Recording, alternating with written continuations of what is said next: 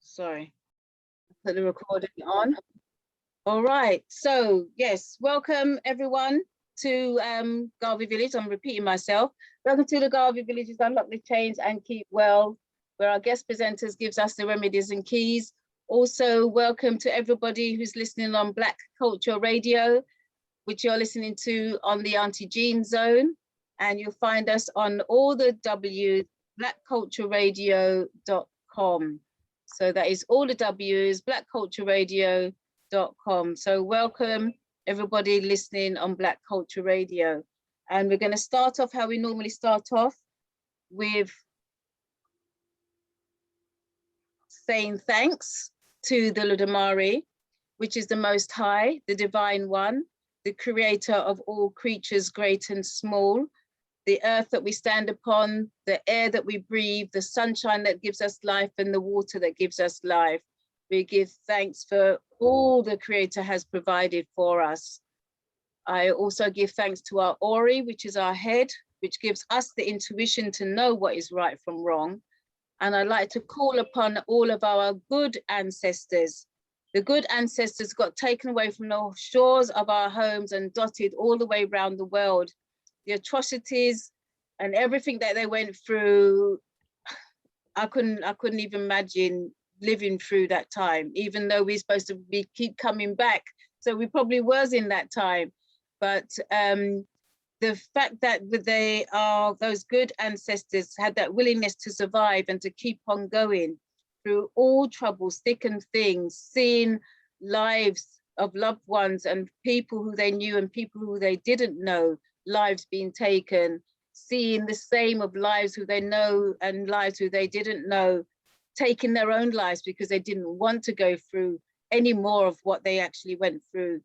So I say the good ancestors, because not all of our ancestors were good. We were betrayed by some of them, maybe even a lot of them. But I give thanks to the good ancestors for having that tenacity, for having that strength, to having that willingness and that drive to survive, because if it wasn't for them and their survival, a lot of us wouldn't be here today. So I say thank you and Ashe. Ashe. I also say thank you to our leaders, our heroes, our sheroes, and our warriors. As you can see, my favorite is the Right Honorable Marcus Messiah Garvey, and I know that there is many, many, many, many other leaders, heroes, and sheroes, names that we know, names we don't know, and names that we may never know, and some names we may have forgotten, but they all played a part in kicking down those doors, making those pathways for us to know that we can stand up, rise up, fight back, don't have to be subservient, don't have to listen and do everything as we are told. We can use our mind, our Ori, our intuition to know what's right from wrong and to strive. And these times that we're living in now, we need to call on those warrior spirits of those ancestors to get us through all of this that is going on, because there's a lot of wrongs going on, and we need to be strong enough to go through it and not bend, not be subservient to what's happening. So for all our leaders, heroes, sheroes, and warriors, I say thank you and Ashe. Ashe. I also say thank you to my lineage. I say thank you to your lineage. I say thank you to the heads and shoulders of who we are, family line that we all stand upon. I say thank you to those ancestors that's there with us from the time that we're born right through to the time that we pass on to the ancestors. They're there with us through thick and thin, no matter what.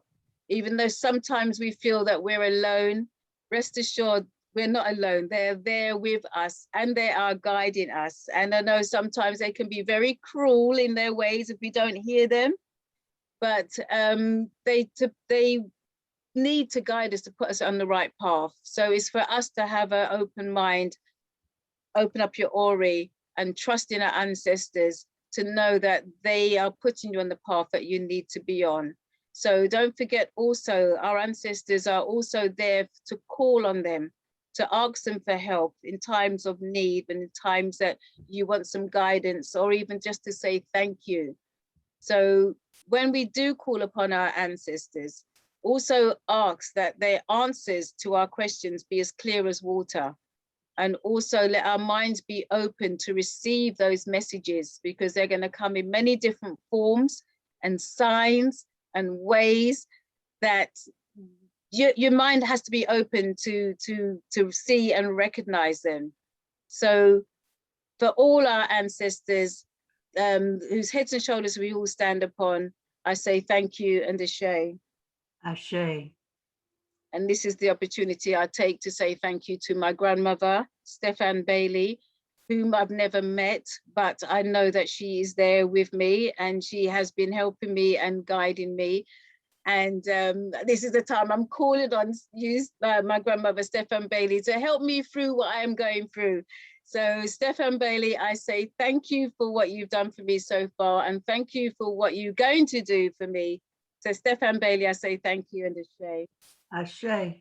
I also say thank you to my grandfather, who, if it wasn't for my grandfather, I wouldn't know who my family was. So Hubert Stair, who we call Mr. Stair, I say thank you and ashe. Ashe. And I also say thank you to my mother, Iona Pinnock, and my stepfather, Ivan Pinnock, for if they weren't the people who they were, I wouldn't be the person who I am. So for Iona and Ivan Pinnock, I say thank you and ashe. Ashe. And this is where I open up the floor. You can open up your mics to say thank you or give homage to somebody who you know, who's passed. I'm also going to take this opportunity to say thank you to the life of our one and only hero behind the camera, Melanik Shabazz, who passed away passed on to the ancestors a couple of days ago. So Melanik is dear to our hearts. He's documented our life story so far, from Lover's Rock to the Pharaoh, something in spiritual, to even acknowledging and documenting the New Cross Fire, and also the Black People's Day of Action, which is documented in this film called Blood of Run. So if you don't know about the New Cross Fire, it's 40 years ago since the tragedy. So if you look up Blood of Run, that will give you an idea, if you don't know, or if you're too young to know what I'm talking about. And it's one of our moments in history that we need to remember and we should not forget. And thanks to our brother Melanik Shabazz, we've got that film Blood of Run so that we won't forget. And it's there for people to coming up, our youngsters coming up, to see what some of the things that we actually went through, some of the things, the tragedies that's actually happened in our lives. And also at the time now, nothing still has actually happened. You know, there's 14 dead and still nothing's been said. So our brother Melanik Shabazz, I say thank you and ashe. Ashe. Sorry, I cut in there. So you can open up your mics and say thank you to who you'd like to say thank you to. I'd like to jump in and say thank you to my father's parents, my father, Luther Palmer, and his parents, Emmett Pearl Palmer, my grandmother, and his father, James Palmer, for their love and guidance. And my father raised me as a single parent here in the UK in the 60s until he returned to Jamaica. And I'd also like to say thank you to my mother's mother and father, Mary Brown and Thomas Brown. Thank you. Anybody else? Yeah, as usual, I have to talk about my brother who was killed at 18 years old by jealous men because he was so smart, and I still haven't got over it. I don't want to get over it. I want to remember him because I was only about 4 years old when he passed, and You know, he was just such a wonderful musician. He was everything. He was just a genius at what he did. However, he's gone. His human body is gone, but his spirit is still with us. My wonderful father, the pioneer, who worked 7 days a week, doing farm working on more than one occasion and getting 3.5 days pay. I couldn't say anything about it because the first person who said something about it was taken out to the cane fields and I never saw him again. Wow. So that was kind of warning. You shut up, take what you get, and that's it. And, you know, he spent some time away from us, but it wasn't because of any other reason more than he's the pioneer. And in those days, the man's the head of the family sort of thing, although my mom sewed and all the rest of it and kept the shop and all of this. I want to give great credit to my mom. My small little mom, I've taken her shape, body, bones, everything. And she taught me so much about spirituality since I was a child, that right now, when I hear some people talk about spirituality, I'm saying, I wonder if they really, really have somebody who had told them all about it, or they just sort of having a go. But it's not to criticize anybody because nobody knows it all. But just want to give credit to my family who passed. And recently, my sister-in-law's younger sister, who unfortunately died a week and a half ago, Margaret. So to Margaret and to all my family, Ashe. Ashe. Could you like to say your brother's name, your father's name, and your mother's name? Donald Walters is my brother. Ashe. Ashe. To my father, George Walters, Ashe. And to my dear, sweet mother, Gladys Eugenie Walters, Ashe, Ashe, Ashe. Thank you. Anybody else? I think we've got people are shy in the house today. Okay. All right. I was looking to see if Galactic Clyde was going to grace our screens, because he's actually down down at Ruskins Park, sending out healing vibrations to our very own sister Sasha Johnson, who is improving. She's out of the ICU, and you know, so people have gone down there to, as I said, send out some healing vibrations to her. So I was actually hoping that Galactic Clyde would have been here already to give us a sneak preview. But as he is not, without any further ado, we shall move on to our very own Dr. Lyndon Waters. So for those who don't know, I'm sure everybody knows, but those who don't know, please let everybody know who Dr. Lyndon Waters is and what you've got in store for us today. So I say welcome, and the screen is now yours. Thank you. I can't see my guest though, but when I do announce her, could I see her? Yeah. Yes. Yeah. Well, first of all, greetings everybody, and welcome to this edition of the Garvey Village. I just want to say that I had said from last month that I would change the format of what I'm doing. I haven't changed the topic though, but the topic is always going to be the Black experience. It's an extensive research, so everything I do is the Black experience. Today we start a new look at how we want to help you to see Black experience from a different angle.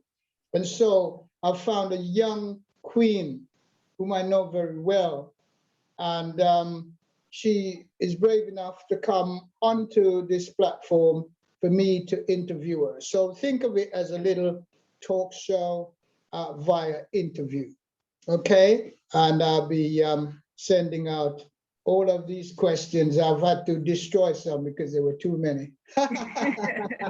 So warning. So can we all welcome Queen Jasmine McClymont? Hi, welcome. Welcome, Jasmine, welcome. Welcome, Hi Jasmine. everyone. Hi everyone. Hi.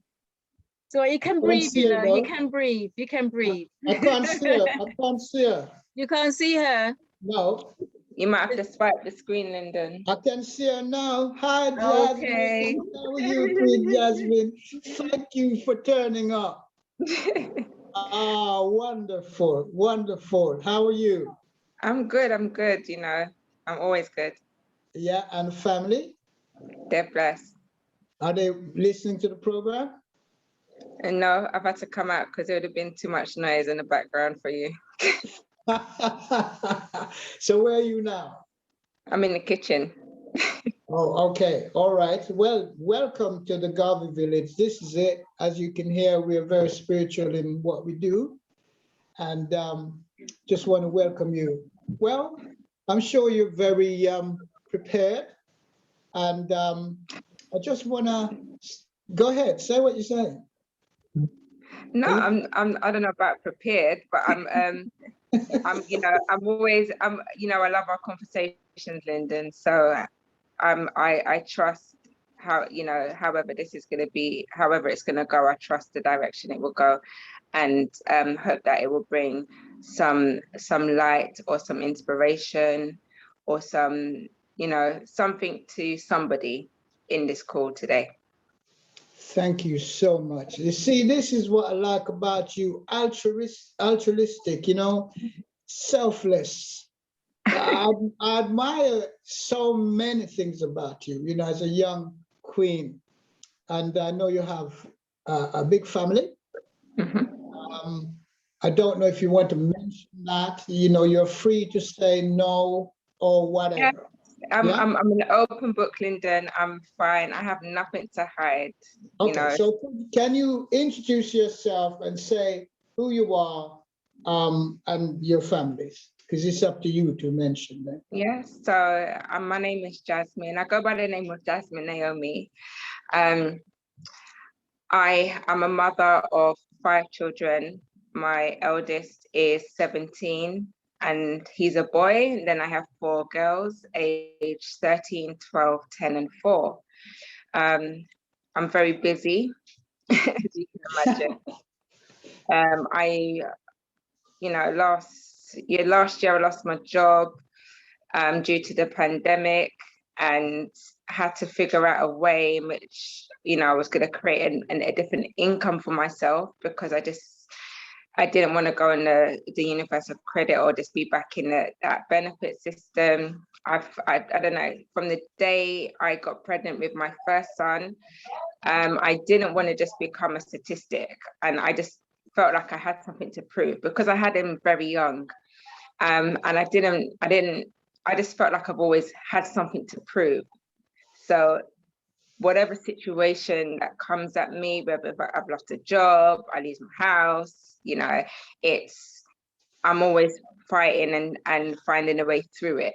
So in losing my job, I look for ways in which I can create something new. So I created a business where I offer support and help to other business owners through using my administration skills. And I also started coaching people as well. So I am a coach as well. I've learned so much from Lyndon from when I first met him in 2009.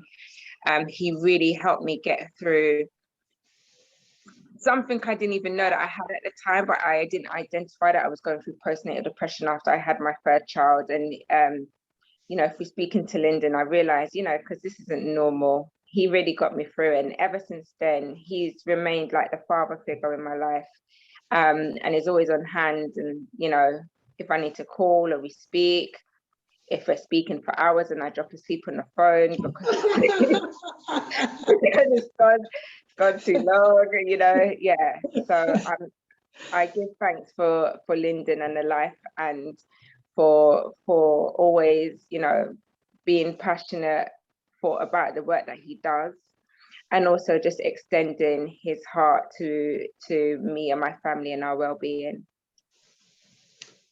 Thank you so much for saying that. You didn't have to say that, but I know you are a genuine person. And I think that, you know, it's really good that you can speak with me today and have this interview, because I really want to, now you've said whom you are currently, I want to take you back in the past. So I've put past, present, and future. That's how I've schemed it.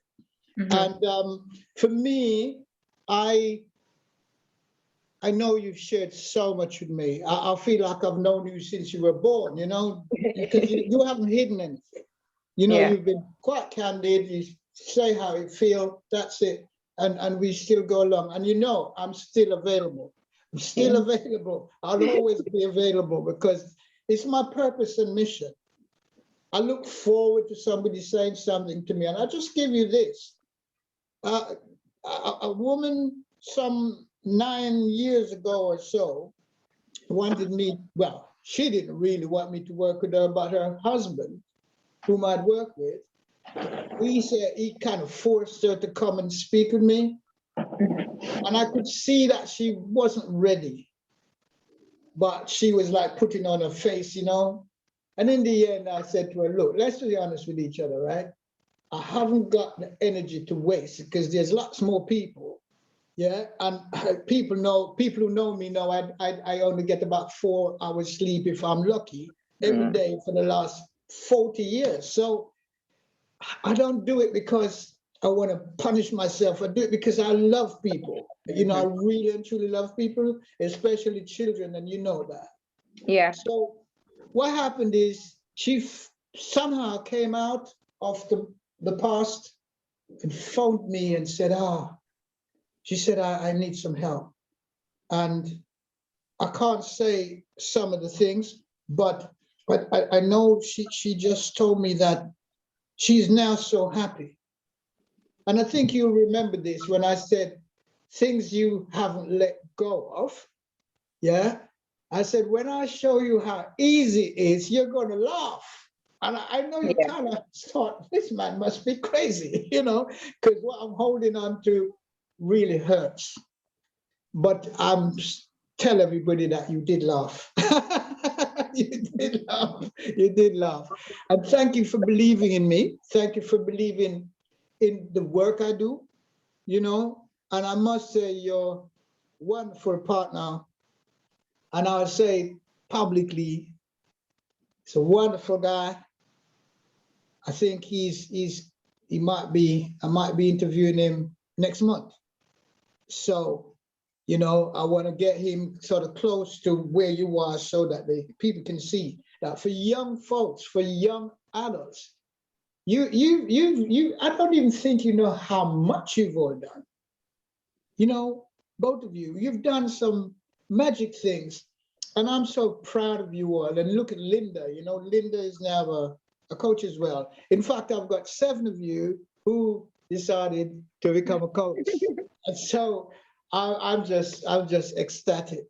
And there's more shaping up, you know? So I'm happy because I've always said to each of you, I'm teaching you how to become your own coach. And I see that you have, you know, because of you know what to do when you're not sure or you just want to ask, you can just pick up the phone and there we are. All right, but this is not about me, so I'm going to shut up about me and go into your business now, okay? So how far back do you want to go into the past is my first question to you. Because we want to give a great picture of, for me, my vision is young adolescents, young adult to now. That's how I've seen it, but I don't know where you want to go. How far back do you want to go?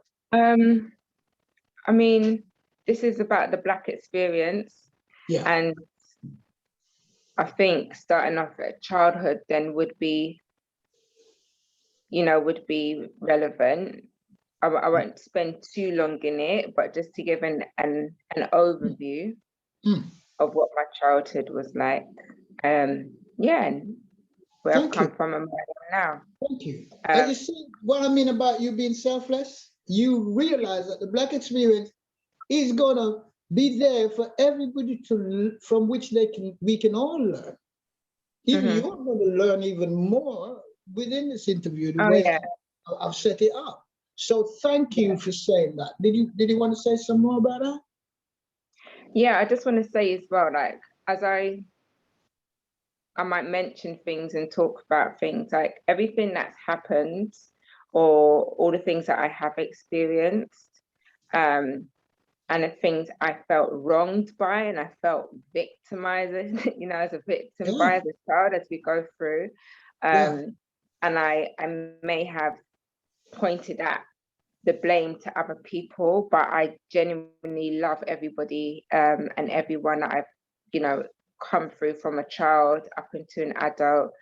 I've come to realize many, many things about us, especially as young Black adults, Black mothers, about the generations, how my mom's generation were raised, how my grandmothers were, so there is really no judgment good, about choices good. that were made, Mhm, that mhm, I felt I was wronged by, but yeah. mhm. Oh, wonderful. Well, you're free to just speak about your early years, what you want to share. Just go ahead. My early years, I remember, I can't remember, let's go back as young as 4. My earliest memory that I can think of was my dad and my mum splitting up. I was a bit too young to kind of grasp the situation. I just remember my mum saying, "Well, who is she then?" It's just a picture, it's just like a memory that comes up in my mind. And when I look back at it now, I think, oh, that's, they were breaking up then. Mhm, And my mhm, father left. He was still in my life pretty much, until I was 15.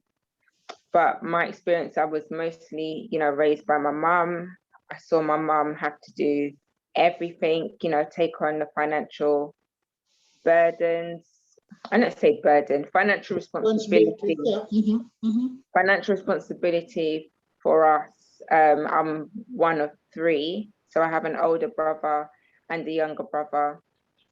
And my childhood was good overall. When I look at the big picture, I loved playing outside. Went on trips and things like that. My mum made sure that we had what we had. She did what she had to do to make sure that we had. However, as I got older, my older brother got sent to Jamaica to go to school. He came back and was very what they coined the term as yardy. They used to call him Yardy, whatever his name was. He got quite a reputation for himself in the area that we grew up in. Lots of things started, going on in my family. The men that my mum was involved with, it felt like, even though I had a great childhood, it was just always some type of drama going on at my house. Always, Wow. from police kicking down the doors to having petrol bombs thrown through my window. It was just always some type of drama. I didn't feel like I had any peace as a child. And so when I used to go to my dad's house, when I used to go to the weekend, it was just a completely different environment. My dad was a teacher. He became deputy head. He is now a head teacher at a school and a magistrate. And I just felt like going to my dad was my safe haven. It was just my time away from all the drama. But again, overall, I had a good childhood. We had to move several times after our house got petrol bombed, so I felt like a traveler at times. Moving from house to house to house to house to house, never fully settled. And later on in my adult years, I realized the effect of that, you know, moving and not feeling settled, how that can affect you in other areas of your life. Yeah. I'll come on to that as I get to my adulthood. Yeah, so going through, you know, growing up, I felt like my experience as a child was the norm. It felt like the norm because there were many other children that will have similar experiences to me. Yeah. It's only when I got to college that I realized that, no, even in secondary school, there were a few similar children to me, but not Black children. You know, some Black children, there probably one or two that were not of that background, that, you know, didn't have rough or didn't know about drugs and all of these type of things in the street. That I knew so much by that age. By the time I was 15, I was clued up on everything. When I left school, and at the age of 15, okay, so yeah, roughly, I left school, went to college, and it was there I started to like open my eyes and started to meet other people and realize that, wow, like you don't have this, you didn't know about this, or you didn't experience this. And I felt like, yeah, you know, you can travel further than, you know, your area that you live in. You can actually fly and catch a plane and go places. Even though I had traveled as a child, but nothing it didn't feel drama. I'd go to some of my friends' house and it was nice and it was calm and it was relaxed. It just felt like going to my dad's. And there I started to just notice things that I didn't want in my life, things I didn't want to be around. So I started changing my friends, just the people, just the conversations. But that also kind of built a rift between me and my mum. I was cool, never disrespectful for my mum ever. You know, I never brought my mum any problems as a child. But I started to be resentful because of things that had happened. When I started comparing my life to other people's, his life wasn't so in that, and the things that were brought to our house and so many things. So I kind of held that, you know, I would hold those things against her. And then my dad, he decided that he wasn't going to be in my life anymore. I have a younger brother. We both share the same dad. And he decided, you know, when he got married, he would move away without even telling me. Wow. Yeah, he just cut us off with no explanation, nothing. And I was very, very close with my dad. I was the daddy's girl, and he made the decision to just go away. I didn't realize at the time, but when looking back at it now, that really broke my heart. You know, it's the first man I ever loved, and to break my heart like that, you know, with no explanation. And how I found out was, I was actually going to go to his house one day after college. I was on the bus, but something told me, no, go another day. And I called him and I said, I was going to go to your house. I'm going to come and see you today. And he says, oh, we've moved. Wow. So I could have actually got off the bus and knocked that door, and it would have been a stranger knocking that door. And he said he's moved to Northampton. So my relationship with my dad kind of ended there, when he decided to, you know, come out my life. I felt kind of lost, like I wasn't that close to my mum. I didn't really have I just didn't feel like I had anybody. And then I met the father of my children. And yeah, we kind of connected.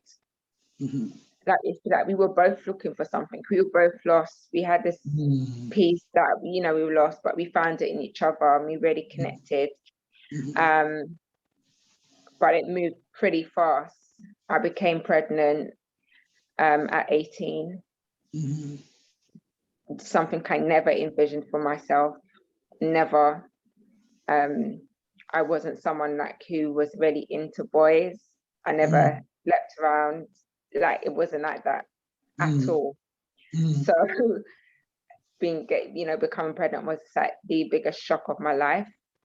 But I felt like I was grown already. I'd been through so much by that age. I felt like I was grown. So I thought, you know what, whatever it is, I'll handle it. Just come to it. Then learning, like, after I had my son, I love being a mum. Up to this day, I love being a mum. I felt it came naturally. Wonderful mom. You're a wonderful mom. Nobody can tell me any different. Otherwise, Lyndon, you would see a different Lyndon. You know what I'm saying? If they ever tried to say something different, I would lose my cool. Could I pause you there for just 1 second? Yeah. Thank you very much for giving us the background, real background. This is, if I had £1 million, I couldn't pay for somebody to come and bear their soul like you're doing. And I trust that everybody else that I'm going to be, everybody's got their choices. I'm never going to hold somebody and say, you have to do this, you have to do that. It's not me. To me, you have to feel free, like you're just doing. And so, in a way, you're setting a sort of modus operandi, right now, because you are so honest and so forthcoming with the information. It's good to know from my point of view, and I'm sure from all the people involved here, that we need a platform. We need a platform to get things off our chest, because people have been through things that as a coach I know, and I'm like, wow, when can they say this? Where is there a place that they can go? Who do they go to? I've seen it, I've felt it, I've lived it. And people keep things in and don't realize that we're damaging the rest of our body, right? We're doing it, but we don't know, because they call it stress. That's just the general terms. But let me explain. Stress is into two parts. That's just a common name for it, but it's into a couple of parts. There is distress, which is what people go through, trauma, And there is eustress, which is spelled EU stress, which is happy stress, if you like. Going to the gym, working out, you're stressing your body out. But don't you feel good, especially when you allow your body to recover, So I need people to see that there are two types of stress. So don't just say stress and then go, not that again. Distress is like, what do you call those antique furniture? You ever seen antique furniture? Yeah. Very distressed, and it's purposely distressed to look the way it is. So imagine that's the inside of your body, the inside of your brain. Oh, your brain's been battered so many times that it looks like a piece of antique furniture. So this is why you gotta have people like myself, and there are many coaches out there now. My wonderful, I feel so good that there's so many people, but we'll never be enough because, irrelevant to the population. So for me, sometimes people say, oh, Lynn, you do so much and stuff. For me, I don't see it as work. I don't see it as work, because wonderful individuals like yourself and your partner, right? I can say to people, listen, I'm challenged by these folks. I'm actually challenged. And I look forward to seeing, my coaching is about just individuals. Yeah, it's uniquely you. right? And if you had a twin, maybe a Siamese twin sharing, you know, joined by the head, sharing the same brain, you'd still be different. You know, you'd still be different. There's been a woman, two women, I think they were from Iran, and they were joined at the head, sharing the same brain. Mm-hmm. And they grew up until they were about 42, I think they were. And then, of course, big head America says, yeah, come on, let me cut you in half. And, you know, you go that side, you go that side. But unfortunately, they didn't survive the operation. Yeah. One wanted to be a corporate lawyer, and the other one wanted to be a social worker. Now, beat that. Yeah. So when I see things like that, that's how comes I've designed my coaching in regards to uniqueness. So even if I gave the same tools to both sisters, it wouldn't be in the same proportion or probably necessary to be done. Yeah. Yeah? So this is what I'm saying. I'm thanking you and everyone that happened to be with me, because, you know, I could have gone to the Coaching Federation and all of this stuff, but that's another story. Let's get back to you. I've written down some questions here, and we've talked about how far back you want to go, and you've transcended that, and you've gone into your teenage years. So let's go up to, that's taking us up to about 18 years old, yeah? Yes. Correct. Okay. So you know the acronym SWOT, SWOT? Strengths, weaknesses, opportunities, and threats. And threats, right. So I'm going to be asking you now to differentiate between pubescent age, adolescence, and so when you were younger. Now that you're older, can you tell me what your strengths were then as a child, pre-pubescent?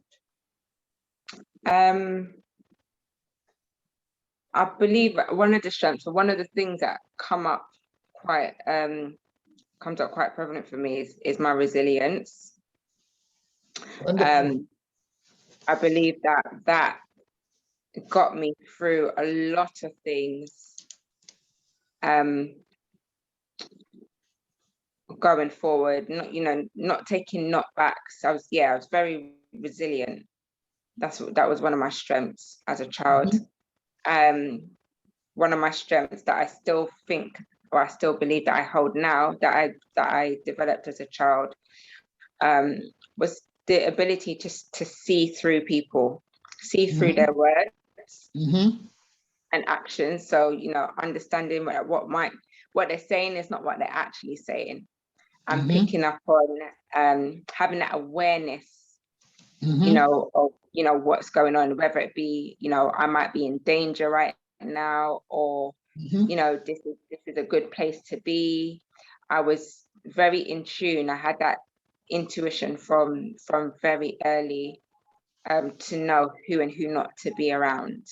That was one of my strengths. Wow. At that young age, fantastic. Yeah.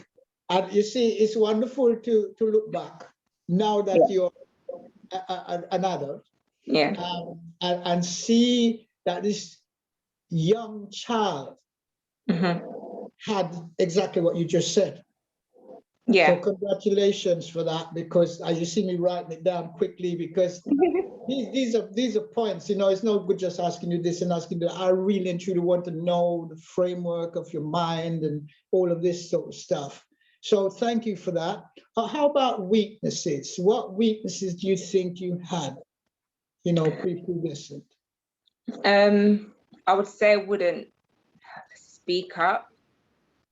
I felt like I didn't have a voice, so I wouldn't say or ask for what I want, because most of the time I felt, it was going to offend somebody else, or it would be at the detriment of somebody else. Very much a people pleaser.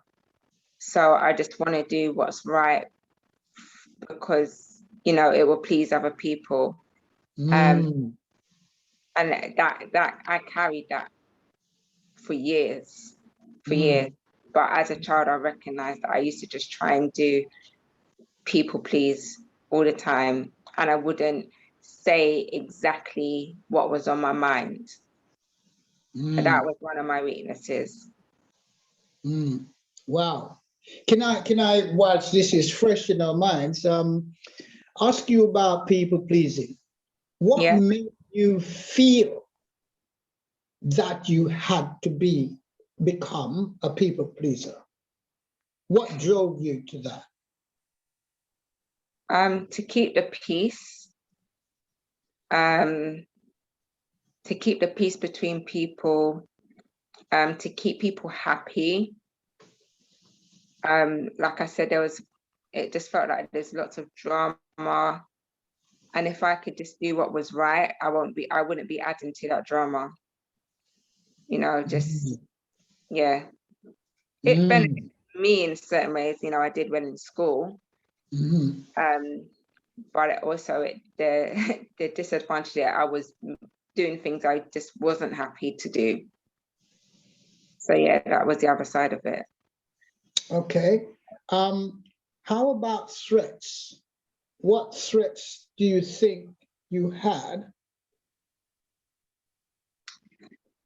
I felt as a child, I felt like my peace was threatened. Very much by people and the police. Those door-breaking police. Wow. And did you suffer from a kind of fear? I don't want to put words in your mouth, but was it fear? I was fearful, very fearful, but I never showed it. I think my resilience overshadowed that. So I wouldn't show it, but it did transcend into different areas. So like, I'm a very creative person. I like to do performing arts and stuff as a child. But I didn't ever want to kind of show when I could be really great. So I could, you know, audition for something. And then I would like go into a shell because I became quite scared of, you know, part of my mindset, this is my mindset as a child. You know, if I got this part and the light is shining on me, as opposed as, you know, people know who I am, they're going to know about my family, they're going to know about everybody else. So I can't let people know, because, you know, as a child, you're told to be quiet. You're told, don't tell this to people, don't tell the school what happened, you know, this might happen if you do this. So it was very much hush hush. So I didn't feel like I could be who I really wanted to be, or, you know, as a child. And so it was just a fear of being myself, really. Fear of being yourself. Wow. Okay. And of course, the O now, opportunities. What opportunities did you see that you had? Whether you took them or not doesn't matter at the moment. I saw education as an opportunity. I felt that I knew what I had, this idea that, you know, if I do well in school, I get the good grades, I can get a good job, and then, you know, I can help out more in the house. Certain family members won't have to do what they're doing. You know, I could take care of that. They wouldn't have to, you know, find other means to support us or support the family. So that was my opportunity. And dance, you know, if I became a great dancer, I could go and do shows and travel the world with my acting as well. Yeah, I saw dance, acting, performing as an opportunity to just get out. So you were pretty much a child who, from what I'm seeing here in your answers, you know, you recognized these 4 areas of your living, right? Now, yeah. Yeah, this is fantastic because many people don't know that children are very sort of worthy of praise, if you like. Yeah, if they get the opportunity to say, you Yeah. know, to speak up. Yeah, and so for me, I learned that a long time ago back in Jamaica, and so that's what makes me love young folks. And 96% of what I know, I learned from young folks, from children and young adults like yourselves.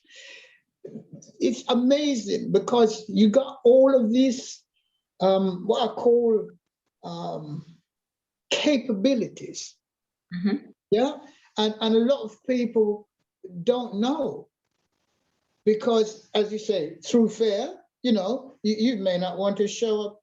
You know, I went through that because I was a very bright child. I was a Mensa student and blah blah blah, and a big woman tried to kill me, tried to poison me. You know, it was crazy. And when I think about it now, I'm saying that woman needed something, you know, sorted out in her brain. But thank you for that. That is really, really good. Can I just turn on the light? It's getting a little bit dark. So sharply, Yep. just to switch on the light.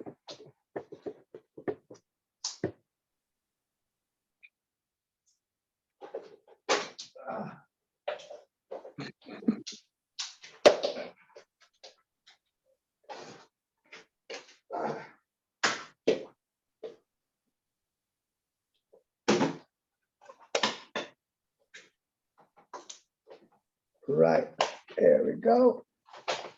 There'll be light, and there was light. There you are. Now that's better. Yeah, it was getting a little bit sort of dark, and I'm thinking I'm struggling to read my own handwriting. Okay, so we've gone through that. I'm going to ask you about strengths, weaknesses, and threats again during your teenage years, and then obviously as a young adult, right? But we'll come around to that. Let me see what else I've written here. Okay, so what overall have you learned about you, just going back to the younger days and all of these things that you already knew? What did you actually learn?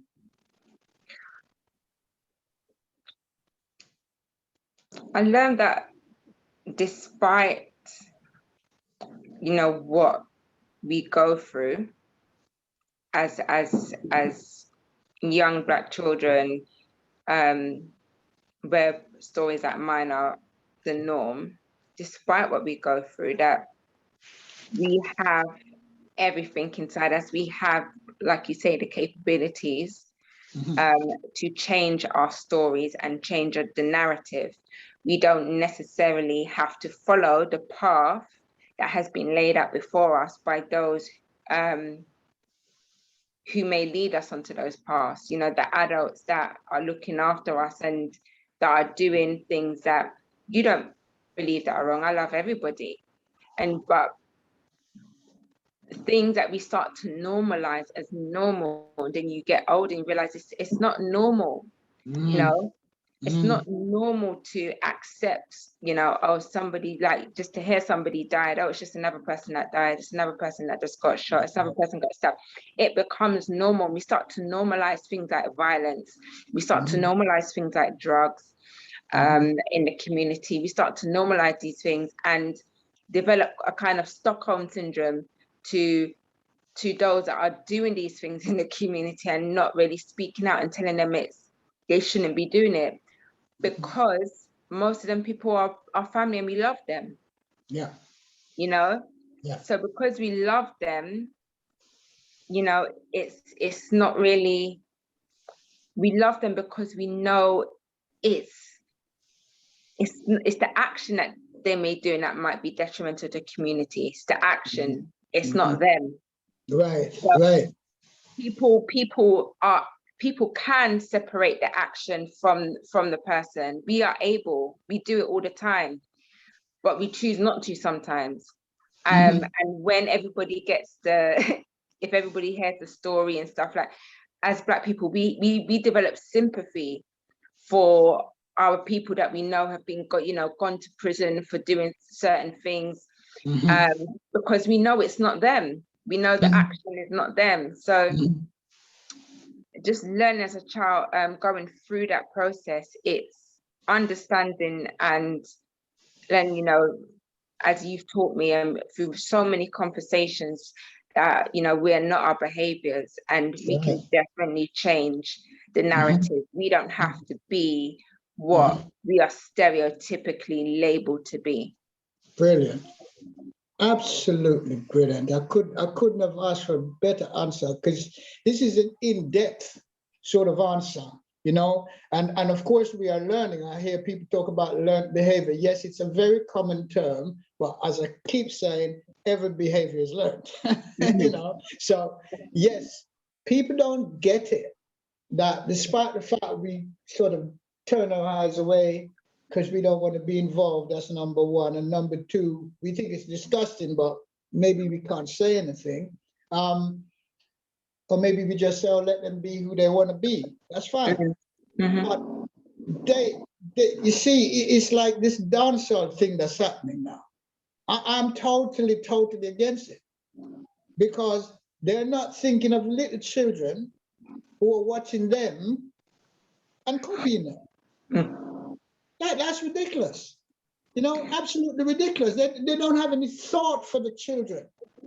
But you don't realize that even as young adults, like, it's not, I love Jamaican culture, right? I love my culture. Yeah. I love it. I love the dance and everything. I believe that, just not Jamaican, like Caribbean, we are so talented. Yes. But I think, like you said, I believe, like, when you have children, I've had children myself now, and there's just certain things I think that I was allowed to see as a child. Like, it's not like literally, like, I could watch the movie Shutters, I could watch The Harder They Come as a young child, as a very young child, and I used to enjoy the movies. But now when I'm thinking about it, all it was doing is just adding to the normalization of a certain act, certain things that were carrying on. Yeah. And it's only when I had my children, you have children, you just want to protect them. And I'm like, I just want to protect them, not mollycoddle them, not make them oblivious to what is going on in the world. But yes, there are certain things, like, my children cannot, like, they don't have social media. I don't want to see them doing all these TikTok dancing. I don't want to, they don't know, they might listen to songs. If you put a picture of who the artist is and tell, like, who is that? I don't know. That's right. Those are not idols. These are people you don't need to think. But in our community, it was just the norm. And I don't judge, our none parents. of us are judging, but we can say how we feel. I don't judge our parents for enlightening us showing us that those experiences. Yeah. But I do think it was very young. It's too young for certain children to do. And when I see it now, when I see young children as young as 7, 5 even, winding up themselves, doing splits and stuff, like, I just think, whoa. Crazy. I just think, whoa. Somebody sent me a video with a little baby of about 2 or 3 years old. I think it was more 2 than 3, wearing Pampers, and that baby was twerking. And they think it's funny, they think it's funny. I was mad, because what is that? When that child grows up, that child might be more vulnerable than a child who was not doing that at that age. So I lift my hat off to you as a really wonderful mom. You young, but you seem to have much more experience, sort of philosophy, some philosophies that deals with these experiences in a way that it belies your age, really. Because, I know you are not a baby anymore, you're not a teenager, you know, what they call teenager, adolescent anymore. You're a full woman. You're a full queen. But Yeah, I but I love had the to fact learn that that. you've got standards. I You had to know? learn. I had to really learn, and like it took time for me to actually go through, and also being challenged by their father when he would challenge me in certain things that I wouldn't. I'd be like, well, no, it's all right, but really actually listening and understanding, okay, maybe it's not. So having a different voice of you, and especially if you respect the father of your children, which I believe, you know, the minute you decide to lay down with somebody and make children with them, there should be that respect. Yeah. Whether you end up together or not, you know, their opinion matters. So when when I'm hearing certain things, I may not like it in the beginning when I'm receiving it. I might have an attitude in the beginning when in my younger days, because I'm very, you know, kind of fiery. But I've learned to take it in and actually listen and actually vision, okay, like, what do I want for my children? What do I want them to be? How would I want to see them? If they turn out this way, could I really say that, you know, it wasn't because of the influences that I allowed them to see? You know, all of those things. All right. We're a bit restricted with time, but we can still do some more. Okay? All right. We can still do some more. So I've written too many questions, obviously, but that's me. I'm always over preparing. Yeah. Thank you. So who were you inspired by as an adolescent, if anyone? Was it a family member? Was it a friend? Who was it? I don't know about inspired. So when I was young, I did like, there was one particular singer that I used to, I don't know, I just used to like her so very much. But when it came to just family and just the way she is, it was my nan, my grandma, my mum's mum. Your nan, great. Yeah. Great to hear that, by the way. Great to hear that. That's magic for me when it's and you know, even she doesn't believe, you know, she's 81 now. She doesn't believe that, you know, she's done much anything, but I was always inspired by my nan's generosity, her how she moved because she doesn't live in London, she lives in the country. And we would go up there for sometimes 4 weeks at a time, me and my younger brother, and just how she just operated as a house, you know, kind of show me a different way to live in, like structure in the house. Like, you know, we wouldn't be eating our dinner at 7, 8 o'clock, 9 o'clock, like we having dinner at 4 o'clock. That's right. You know, it was just, you know, and she still has those same very standards today. Like, my nan is, she's my shiro. Wonderful, wonderful. Okay, so we got to 18, yeah? So we're gonna like fast track from 18 to where you are now. Okay. If that's okay with you. And I just want to know, when you were 18 and you were pregnant, what strategies did you have to implement in order to progress? To be honest, Lyndon, I had none. I don't believe I even gave it a thought. I just thought, I'm pregnant, I give birth, and I take each day as it comes. You know, I didn't have a clue. I didn't have a clue what motherhood would be. I had an idea. I looked after babies all the time. I was babysitting all the time. You know, I took responsibility for my younger brother.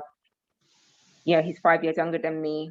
When my mum would be at work and after school, we'd be in the house alone a lot of the time. So I'd do the dinner, everything from a young age. And I didn't know, they have no plan. Had no plan. I just thought, okay. That's all right. It's just a question. I just needed to know that. And then you can take us now from 18 straight to where you are now. Okay, so one thing about me, I'm always determined. So when I had my son, I realized that's a strength, isn't it? So let me put that down as well. Sorry, go ahead. When I had my son, I realized that, you know, the benefits money is not going to be enough for the life that I want to provide for him. So I have to find a job. And no matter where I'm at in life, I I seem to find work, but I would never settle in work. So I'd move from this job, and I would move from this profession to want to be in another profession. So I tell you everything I've been from 18 up until now. So I've been a play worker, I've been a teaching assistant, I've been a hairdresser, I've been a makeup artist, I've been a dance teacher, I've been a finance assistant, I've been an administrative assistant, I've been a recruitment consultant, I've been a HR assistant. Do you know, never sticking to one thing.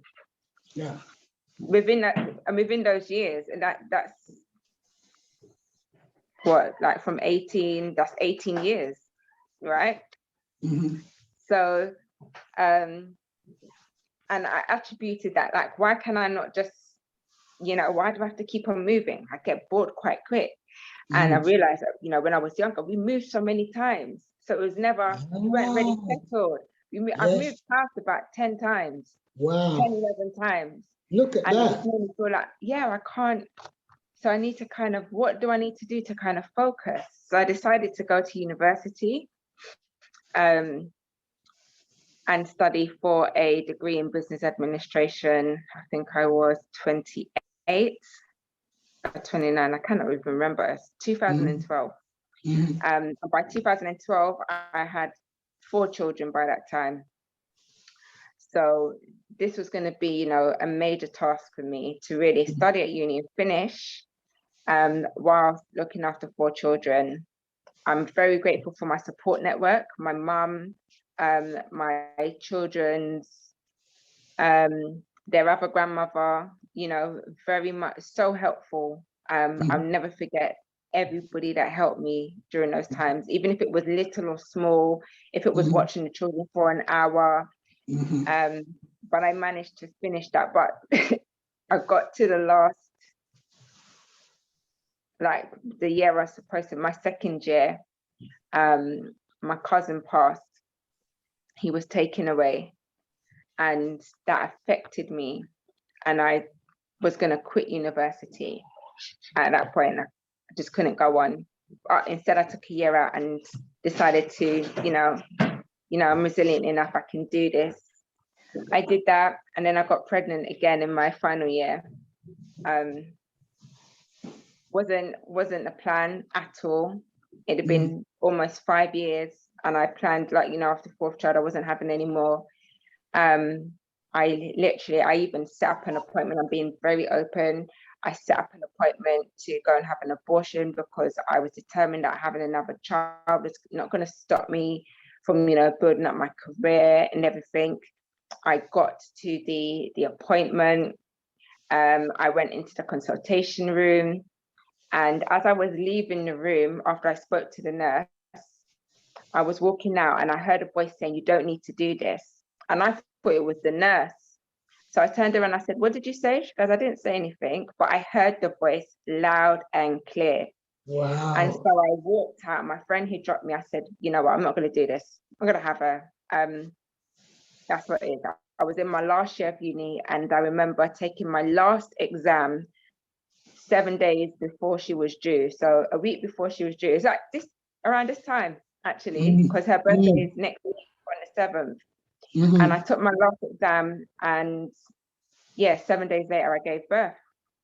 Wow. And that was for me, that is one of the things that I continue to use. So if I'm ever feeling like I cannot do anything, or if I ever feel like I don't know if I can do this, that's my anchor. That's something I go back to every good. time. Like, Very good.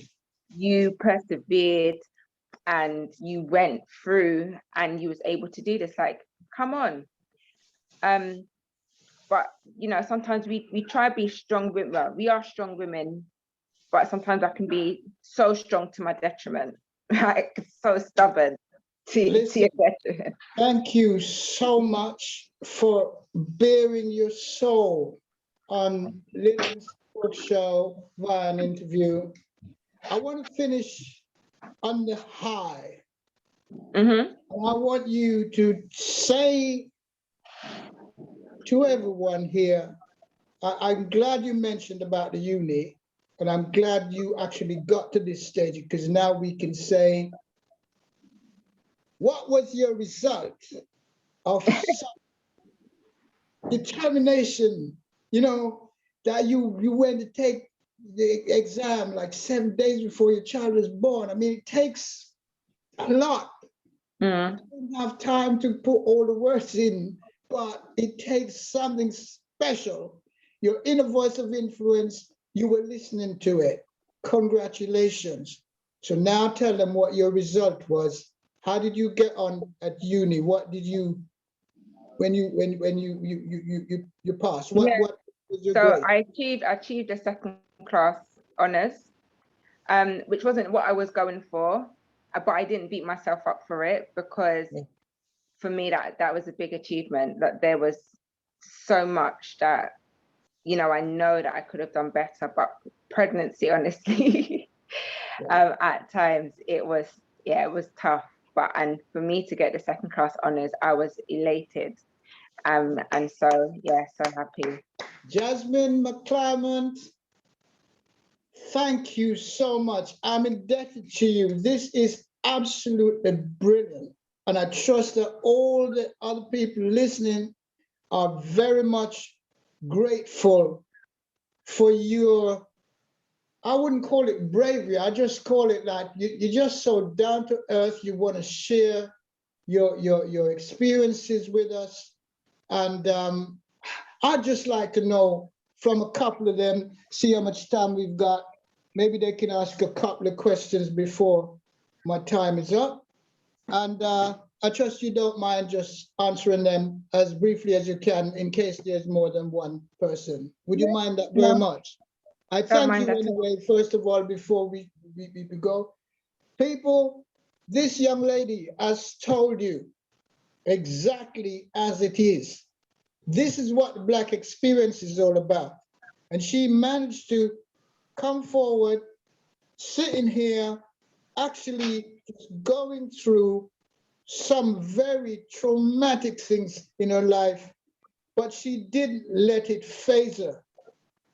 And she, in the end, got the prize she wanted, apart from her children, obviously. The prize she wanted, which was to pass her exams, and she got second class honors. Let me tell you something, a lot of people would love that, yeah?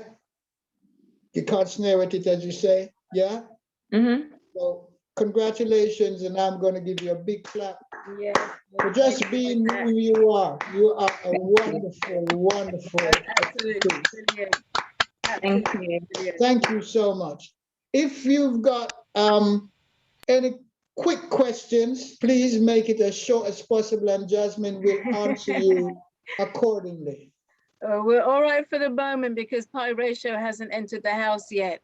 So Okay, that's Jasmine, fine. I want to say thank you so much. You are a total inspiration to Thank you. everybody who, you know, who's coming up, who wants to do something and think that, you know, their life is actually stopping them like children, and you've proven that it didn't stop you, you know, and even your inner voice or the ancestors, you know, spoke to you out loud, which they had to, you know, that you thought it was somebody else speaking, you know, because maybe there was whispering to you and you didn't hear. So they had to shout it to you.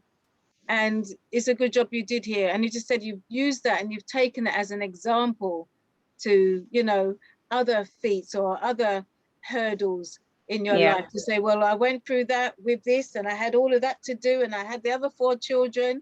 So, you know, when you think about it, this is nothing, you know, so well done to you. Well done to you. Absolute inspiration. And thank you for sharing your story. Thank you for having me as well. Oh, no problem. Thank you for having My gift to you, Jasmine. Jasmine? She's listening. Yes. She's waiting. I can't see you. I need to see you. I want to see your face. I'm here. All right. Now, the last time I was at your home and I said to you that you can construct your future. Do you remember that? Yes. I want you to think about it. Yeah. because it can be done. I have, you know what, I have been yesterday, I was actually sitting down and really detailing, but getting really detailed and specific about it. Yeah. So yeah, I want you to know that it can be done. I started a 21-day awakening course yesterday, and I'm telling you, I went to the doctor today to pick up my prescription, and I said to her, listen, I want you to put your stethoscope on my heart and see what you can find. She said, oh my God, you know, it's like you got a brand new heart. I said, well, you know what? I just know that would happen because the amount of vibration I felt is brewing up. But you see, your body and mind actually is marinated with information. Yes. It takes 21 days to do it. I just did a fast. This is my last day of the fast actually today, day 8. I did a 13-day fast in March, but this fast has been very awakening as well, and I've been spoken to, and I think even where I felt like I've not been moving, I feel so much lighter, by the way. Well, you would, you know, that's another thing I liked with you. You were looking at the food side of things from a good long time ago, you know, and you know, we're teaching our children, so we got to show them now.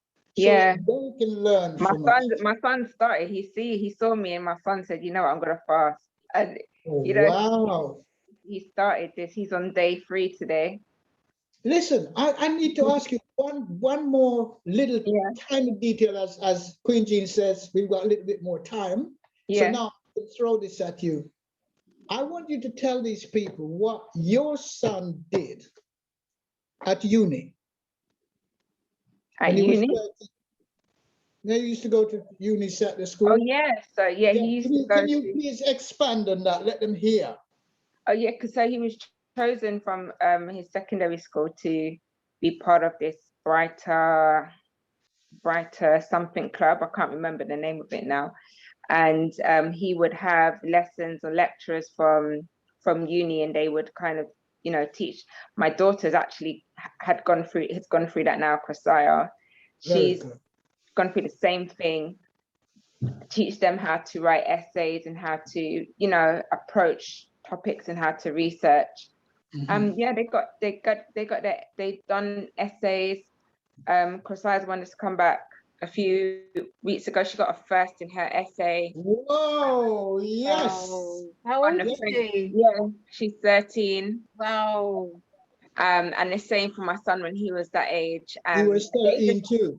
Yeah, he was at that. So he kind of set the precedence in that school, because now every teacher, they still talk about him in that school. When I'm on parents' evening, there's one particular teacher that's been there for all these years, and he would always say, you know, he's taught all 3 of my children that are now in secondary school, and he would say, you know, you've got bright, clever children. So, you know, I joke with my 10-year-old, and I say to her, look, you better fix up, you know. She's bright. She's very bright herself. But I said, when you go to school now, like the teacher gonna be expect you can't damage the Travis name now. Keep it up. But look who she's got as parents. She got 2 geniuses as parents. Yeah, I mean, let's be fair, you know. You're a genius. I'm amazed. I'm amazed at how, because I don't know, as a parent, I don't know if there's, well, obviously there will be other parents on this live right now, but there's this guilt sometimes that we carry as parents, that we're not doing the best that we can for our children, or we know that we're in a situation. My current living situation at the moment right now, I'm not where I want to be. And sometimes I feel like I'm not providing the environment for them to flourish, not providing them the right tools and resources. And then I go to, and they're just getting top marks every time. And I'm just like, how are they doing it? How are they doing it? It's the DNA. I mean, they've got DNA from 2 geniuses. What do you expect? I know. But I believe that sometimes we just be less hard on ourselves as parents. I think if we set the precedents and, you know, put in the structure and the routine, you know, I I take this quote from the Bible, you know, train a child as you want him to go, and you know, when he goes older, he won't depart from it. Yeah. That is exactly the truth, because I know I can trust my children to the extent I let my son at one time when he was younger go to a sleepover. And when I went to pick him up, the mum said to me, I don't know what it is about your son, but I'm like, he would not play that computer game. I let my sons play computer games that are over 18. He wouldn't play the computer game. He went and read a book because he said my mum wouldn't allow me to play that game, so I'm not going to play it. Wow, look at that. Be the That's example, right? yeah. Be the example. Yeah. I wouldn't have known, I wouldn't have been none the wiser if he played the game. You know, so it's that type of thing that we instill in our children. So yeah, you do have to, don't worry about what we can do for them. Just focus on, you know, the resources, use what we have. Yeah. But that's wonderful again, you see. That's what I'm saying. Children will tell parents, I don't want it to be my friend. I want you to be my parent. And that's what you and the master's done. You know, you treat your children right. You speak with them. You see what I love? When I listen to you talking to your children, I'm thinking, yeah, this sounds like my mom. You know, that's how my mom used to speak to me.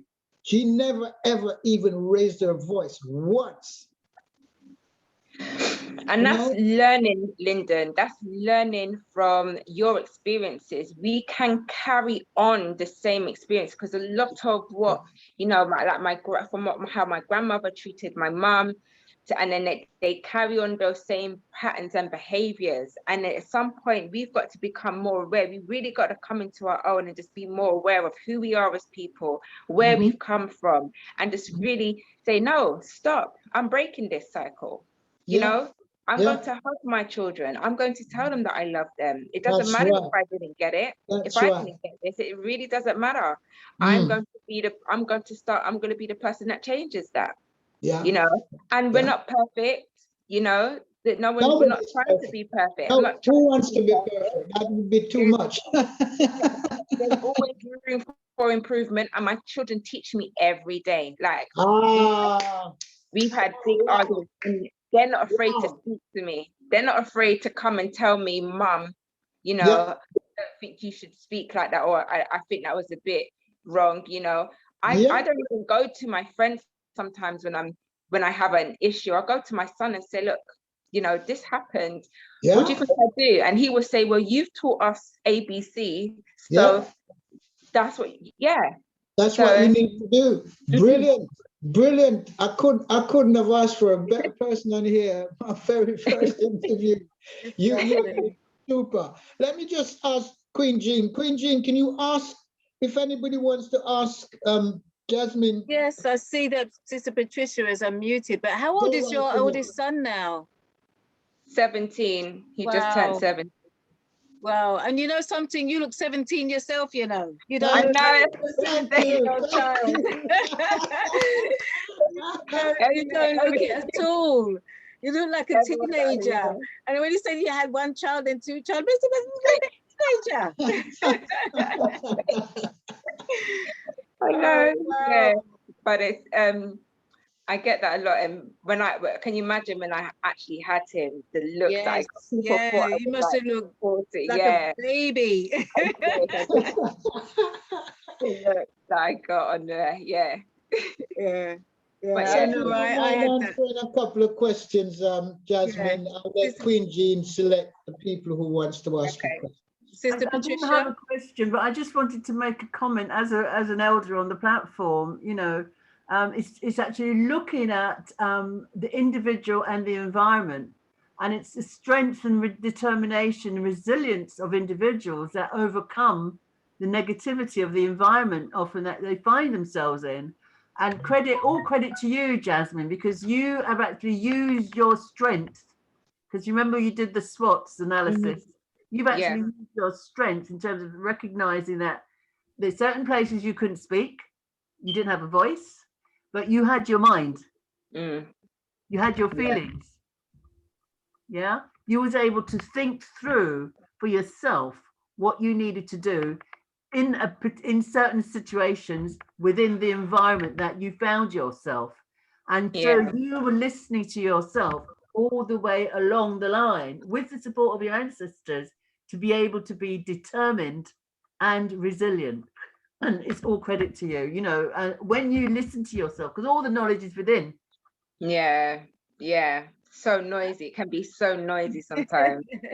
It can be, but you obviously you've been able to overcome a lot of that noise, if you like. Yeah, and you have been able to develop a focus for yourself, and now you've got 4 children. That's also clearly 5. 5. 5. Yeah. Sorry, I was out of the room. Yes. Nevertheless, you've got a group of people around you who obviously love and admire you, who you also love and admire and would want to care and guide and protect. So, you know, it's brilliant. Brilliant. Thank you. All you know, and also all the different careers that you've had, which is all skills Yes. that you've acquired. Yes. And you know, at your young age, can become now a great what's the position you're aiming for?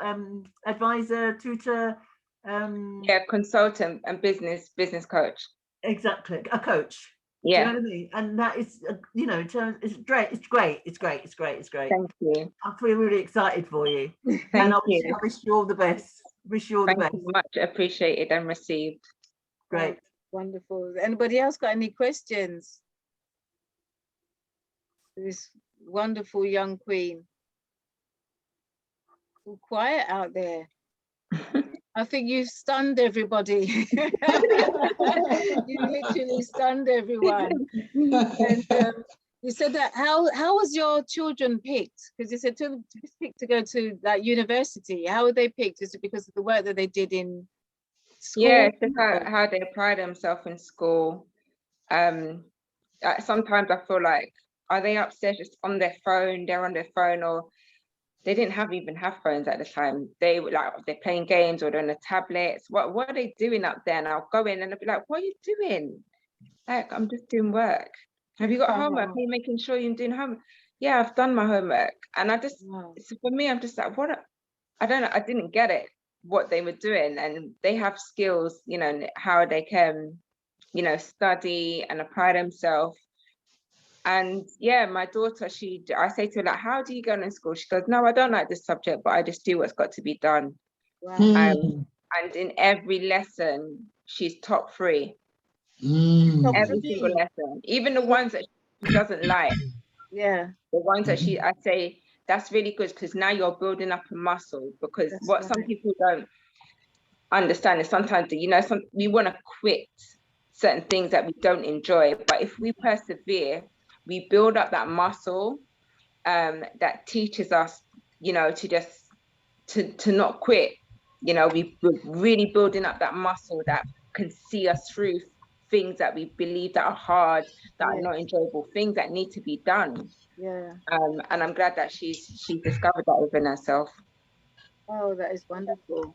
That is wonderful. And you must be so proud as well. Yeah, I am. Yeah, over the moon. I don't show it too much though. I do acknowledge it though. That's good. Brother Royston, you have a question? Yeah, I just want to honor you for all that you've shared and what you've done. And I didn't hear it, I wasn't there at the beginning, but so there's some questions that I'm left with that. But the point you made about when you're in a relationship with someone and you've produced children, that it's paramount that you work together, you know, through all weathers, that you work together to support and develop the children together as a partnership, you know, and I think that point isn't made often enough, because from the point where the man and woman don't agree, you know, often, well, not often, sometimes the children are used as a weapon, you know, against one or the other. And we can be oblivious to the destruction that we're causing to the children Yes. by not pulling together for the benefit of the children. So I just Yeah. really want to acknowledge that you made that point, and to thank you for the wisdom that you bring in identifying that and being clear about how important it is, you know, to hold that as a value. So thank you. Yeah. I don't know if you Yeah. want to say any more on that, but, you know, thank you. Yeah. I mean, me and the children's father, we've had we've had really heated, deep arguments, and in front of the children.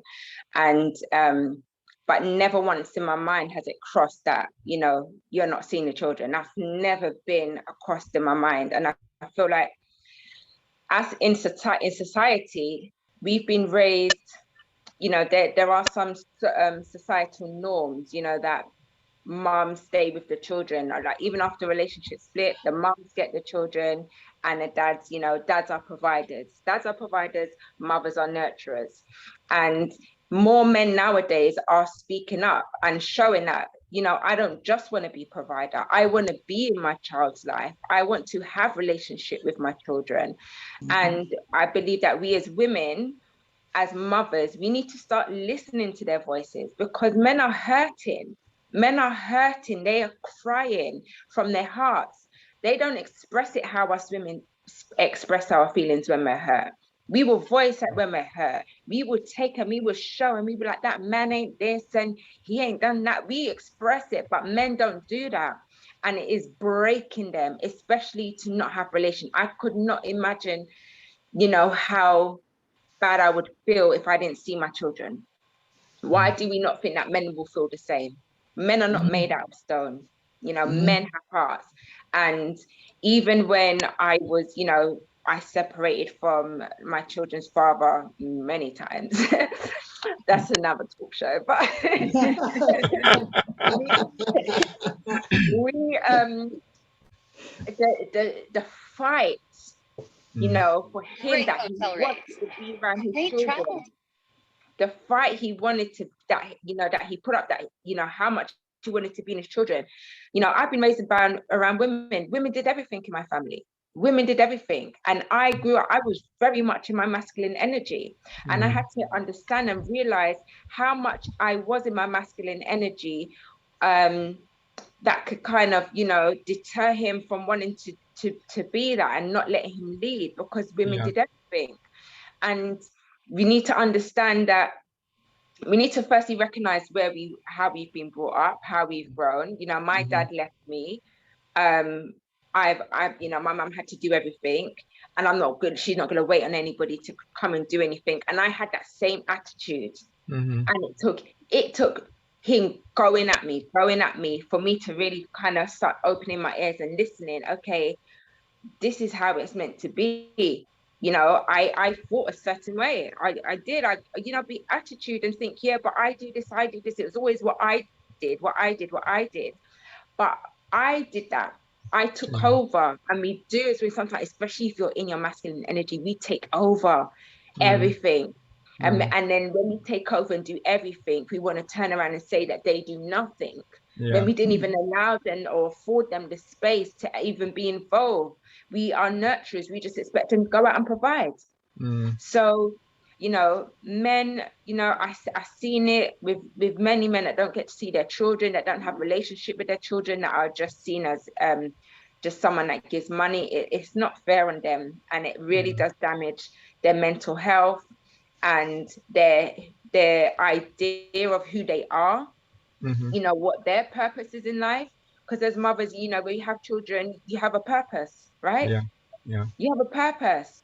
What about the father? What's his purpose without his children? Should he just go and fight? Yeah, and I just don't think it's fair. And, you know, I give thanks for my partner, the father of my child. Again, we're not together, but I give thanks for him every day, because without him, I wouldn't learn these things. I wouldn't learn who I am as a woman, and what my position needs to be as part, you know, as we're raising two children. I sometimes need to zip my mouth and allow him to lead. And I've learned that a lot over the years. You know, again, nothing's perfect, but I'm so grateful for you know, even in if it's been directed to me through anger or through love, I receive it all. And yeah, I'm here for the men now, man. Like they need, yeah, we need our men. I can't do it alone, and I don't want to do it alone. It's lovely. It's lovely to hear that, Jasmine. And I know. Sorry, my brother. Did you want to say something? No, just thank you and honor you, sister, for wisdom. You know, Thank you. because I mean, the subtle point is that as men, particularly in this country, the half isn't told about what it takes to be a man. You know, to know that, you know, just to step out your house and know you're going to get from A to B. Yeah. It's a challenge in itself every day. Yeah. You know, because there's always something waiting to trip you up in some way or to demasculate you, as it was done in enslavement time, in brutal ways. You know, the scenery's changed, but the methods and the structure and the impact is still the same. So when that happens on street and you come home to your woman, you want somebody to put her arms around you and say, welcome home, my partner, you know, because you got home safely, and do give thanks for that. Rather than, wait, come on, wait, you know, you know what I mean? So that's just really, really great, and honor and respect to you. Thank you. Yes, I thank you, my brother, as well. Yes, Queen Jasmine, I so admire both of you. You know, as you know, I'm very close to both of you. And one thing that I see most of all is I see more men with their children walking out, right? I see more men pushing pushchair. I see more men taking responsibility as a father. And you know, in my younger days, all you could see is the woman with the big thing called a pram, looked like a bus, you know, she was pushing it. And the man, he wouldn't even be anywhere nearby, you know, and she had to go and do the shopping, and she had to go and do this. But you see, I always have faith in you younger folks, because every generation has something that they do different to the previous generation. Yeah, I'm a more modernized person than even my parents, who were wonderful parents, were, you know, and their sort of togetherness. I can't say any less than I'm totally encouraged to carry on. I don't want to retire, because it's not me. I want to carry on. I want to be available, and anytime he can pick up the phone or pop round, or you can pick up the phone or ask me to come up or whatever. That's, for me, I look forward to that every single day. I don't know everything, but in having a conversation, sometimes that's all the person needs, you know, to weigh up the pros and cons, you know? So well done, Queen Jasmine, and I'm glad that you've come on and you've said what you said in every possible way. I don't see one thing that you haven't said that you have said that I don't agree with. You know, I agree with everything. And I just trust if anybody else want to ask any questions, they can do it straight away. Yes, we have Sister Patricia. Yes, Royston and brought up the issue around partnership, you know, sharing the responsibility of raising the children. And I totally agree with you in terms of the ability or inability on the part of men to express how they feel in terms of their frustrations. And because of that internalization, often they suffer, and the women and children suffer as well. I actually, just because of what you said about your relationship with your father, I just wanted to know, what is the current relationship that you have with your father? It's non-existent. When he got married, he decided to, you know, not be a part of my life. I actually reached out to him back in, I think it was 2011. Sorry, Nali, get off the chair, please. Mummy's talking. Thank you. And I reached out to him, and only because my children were saying like who was their granddad, you know, and I said, you know what, your dad is my dad is alive. 1 second. Yeah, so like my dad is alive. There isn't no reason why you don't know him, except for the fact that he's chosen not to be in my life. He's aware of, you know, that I have children. He's aware of, yeah, he's aware of, you know, who we are. So I spoke to him, and, you know, he's reached out, and we had a big conversation. You know, he says, you know, if I ever need him, I can just pick up the phone and call him. He said, you know, from that conversation, he would message me on my birthday, send me a Mother's Day text, Merry Christmas. I think I saw him once after my 5th child was born. And that was the first time I'd seen him since his sister died in 2007. So I saw him in 2016, and that was the first time we'd seen any of my children. Wow. And I welcomed him with open arms. He came to my house. He apologized for not being there.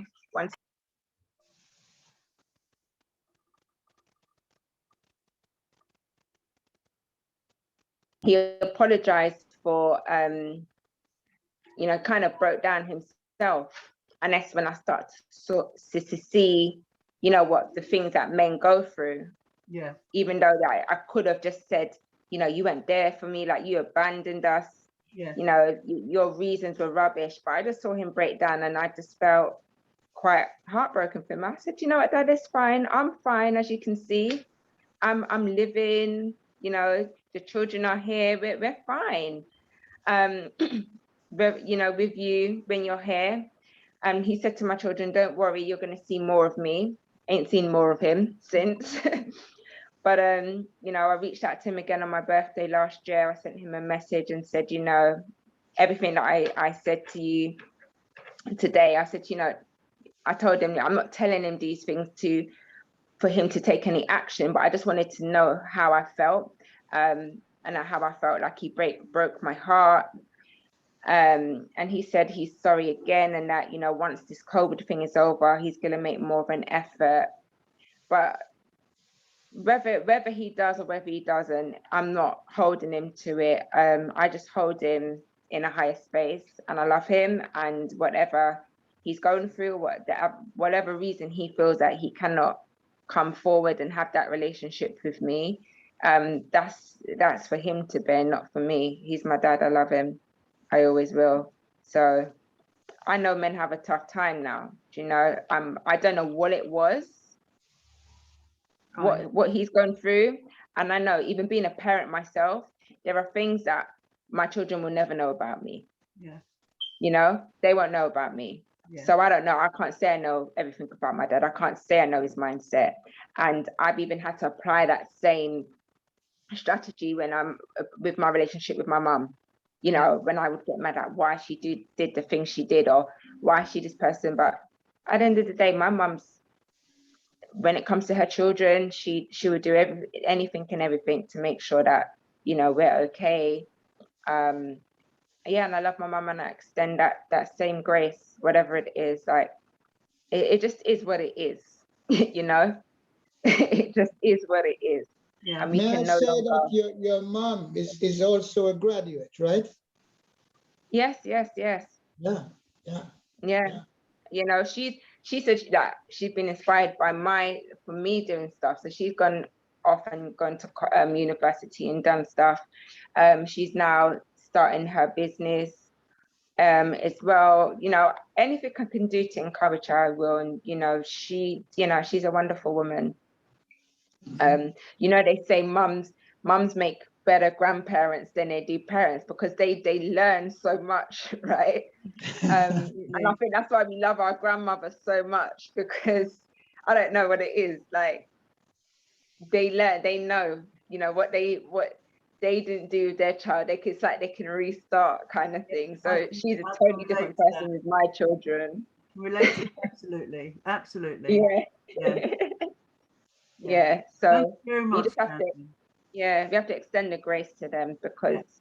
we're, you know, even as adults and as parents ourselves, when we are parenting and we realize the faults that we have, you know, with our own children, we'd like that same grace extended to us from our children. So how can I not extend that grace to them? So whenever my dad feels ready, whenever he's ready, if he's ever ready, the door's always open. And that's You know, all you can I do. love That's all you can do. Thank you. Yeah. I Yeah. love that about you, Jasmine, that, you know, you're very, very practical in the way you look at things. And I think I've seen that change in you over a certain period of time. Yeah. Oh yeah, you've definitely seen the change, because it wasn't always like this. No, but I mean, it's Yeah. fair. It's only fair that you felt the way you did. And I mean, you hide your feelings. That's what I like about you. You didn't hide your feelings. If you wasn't happy with something, you say you weren't happy. And I believe that's to be admired. You know, rather than stifling it in and wearing out your kidneys and all of these other organs that would be totally, you know, distressed. I think you have learned to let go. And that to me is fascinating, because, you know, I said to you, you're going to laugh when you see how easy it is to let go. And I can sit back and say, yeah, I can tell you've let go.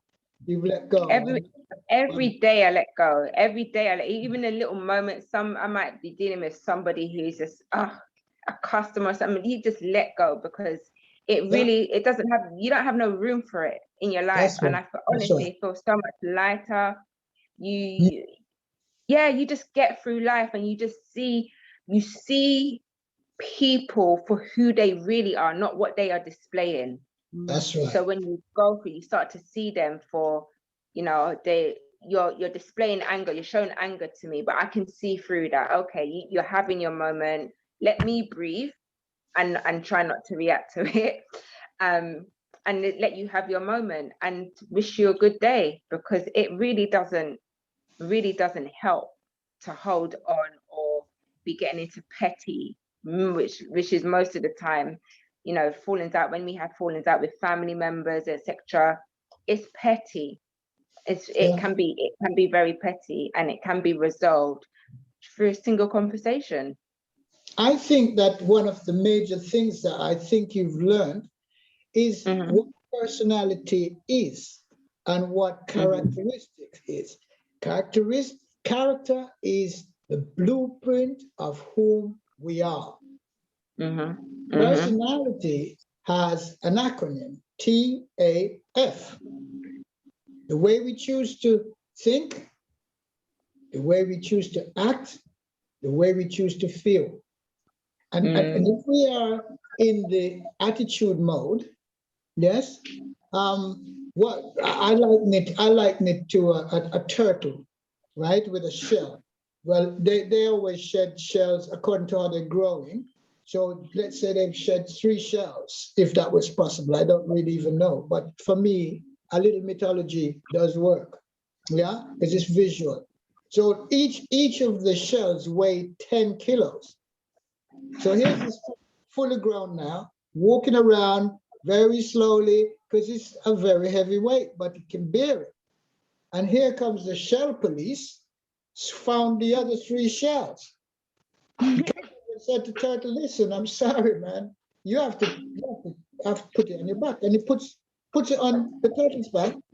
Now the turtle's got 40 kilos, can't move. And that's how we get stuck. Yeah? Yeah. That's how we get stuck. And when we leave something, we don't need to go and take it up again. Yeah. So for me, I'm ecstatic every time I see one of you actually find yourself. Because remember, as I said, I could never, ever take any credit apart from giving you each tools you know, and giving you the space that you need. Everybody's different. Everybody takes however long they take. There's not a time thing. So Yeah. I'm glad you individuals like yourself have managed to sort of just say, you know what? So I get upset, it doesn't change anything. I don't get upset, it doesn't change anything. So what's the easiest thing for me to do? Relax. Yeah. Let the other person be whom they choose to be. It's not really them, as you say, you know, and we cannot process what they're going through. Maybe Yeah. something we don't even know. Exactly. Yeah? And part of that is the low self-esteem. Yeah. Confidence can be grown fairly easily, easy tools to use, but self-worth. I describe that in a metaphor which says when a person's self-worth is lower than a snake's belly to the ground, to the earth, then, you know, they don't care. I see Yeah. sisters and brothers out there, you know, selling themselves. And I hear people criticizing them, and I'm saying, don't do that. You don't know what they've been through. Yeah. You understand? We don't want them to do it. But one actually explained to me, and I said, sis, what are you doing? She said, listen, I don't want to go in the door. Yeah? I don't want this, just like you said, I don't want these things. And when she described what was being done, I said, wow. And she was doing it for her only son. She was doing it for her only son. She wasn't doing it for herself. And I just said to her, well, you know something? You've taught me so much in this little conversation I was mini carrying. And when she told me, I couldn't help. The tears were just dropping out my eyes. I could hardly see what I was driving on the A406. You know, I said, wow, is that what happened? So we mustn't be critical. You know, we mustn't criticize, because the truth is we don't know the undertone, you know, what's happened in people's lives. And so that's why I see I'm always grateful for people telling me things, because like I'm also still learning. I'm always going to be learning. Yeah. And I think that one day there's a young girl back home that was living in a house that this man who came from England and went over to Jamaica, bought this big house and make a big house or whatever. And he had pure adolescent children in there. And he was selling them to the tourists. And they were interviewing them, you know, and one girl said, look, I went to my mother and I said to my mother, I want to go and study to be a, let's say, a nurse or whatever. And the mother says, I haven't got any money. She says, but mom, where can I get money? And the mother turned to her and says, do like what me and your sisters are doing. I held my head. I felt it was going to explode. You know, and then I said, oh my gosh, look at that. She has no alternative because it works hard to get back home and stuff like that. Certain areas you live, you can't get a job. No matter how wonderful you are. So I said, look at that. And I've often, when I go out on doing speaking, transformational speaking is very, very moving experience. And I like to help people to decide to transform. You know, transformation is easy once you make your mind up. You know, that's it. But yeah, we must never, you know, it's just like the people are taking drugs. It's not a nice thing, and it's ruining them.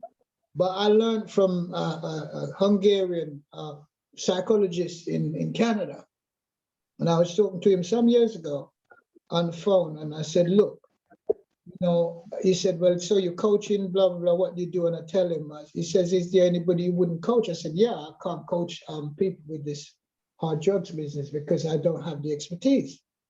And he says, very simple. And then he told me, I just stood there and I was frozen to the spot. He said, listen, don't treat the addiction. I said, but. He said, no, listen to me carefully. I said, well, what should I treat? He said, treat the pain. Wow, was that a big lesson? Mm. And so I can take them on now because I just treat the pain. Let me Yeah. ask Auntie Jean what's going on. Auntie Jean, Queen Yes, Jean, hi. I don't know, is because Jammers there? no, Jammers hasn't come. I'll have to give him a call to find out what's happened. Pi Ratio, I know he's not in the country, so maybe he's having problems, having difficulties logging in. But Oh, that's a shame. yeah, Because I'm gonna give him a call. His Queen sent me a text to say that she passed on my audio to him.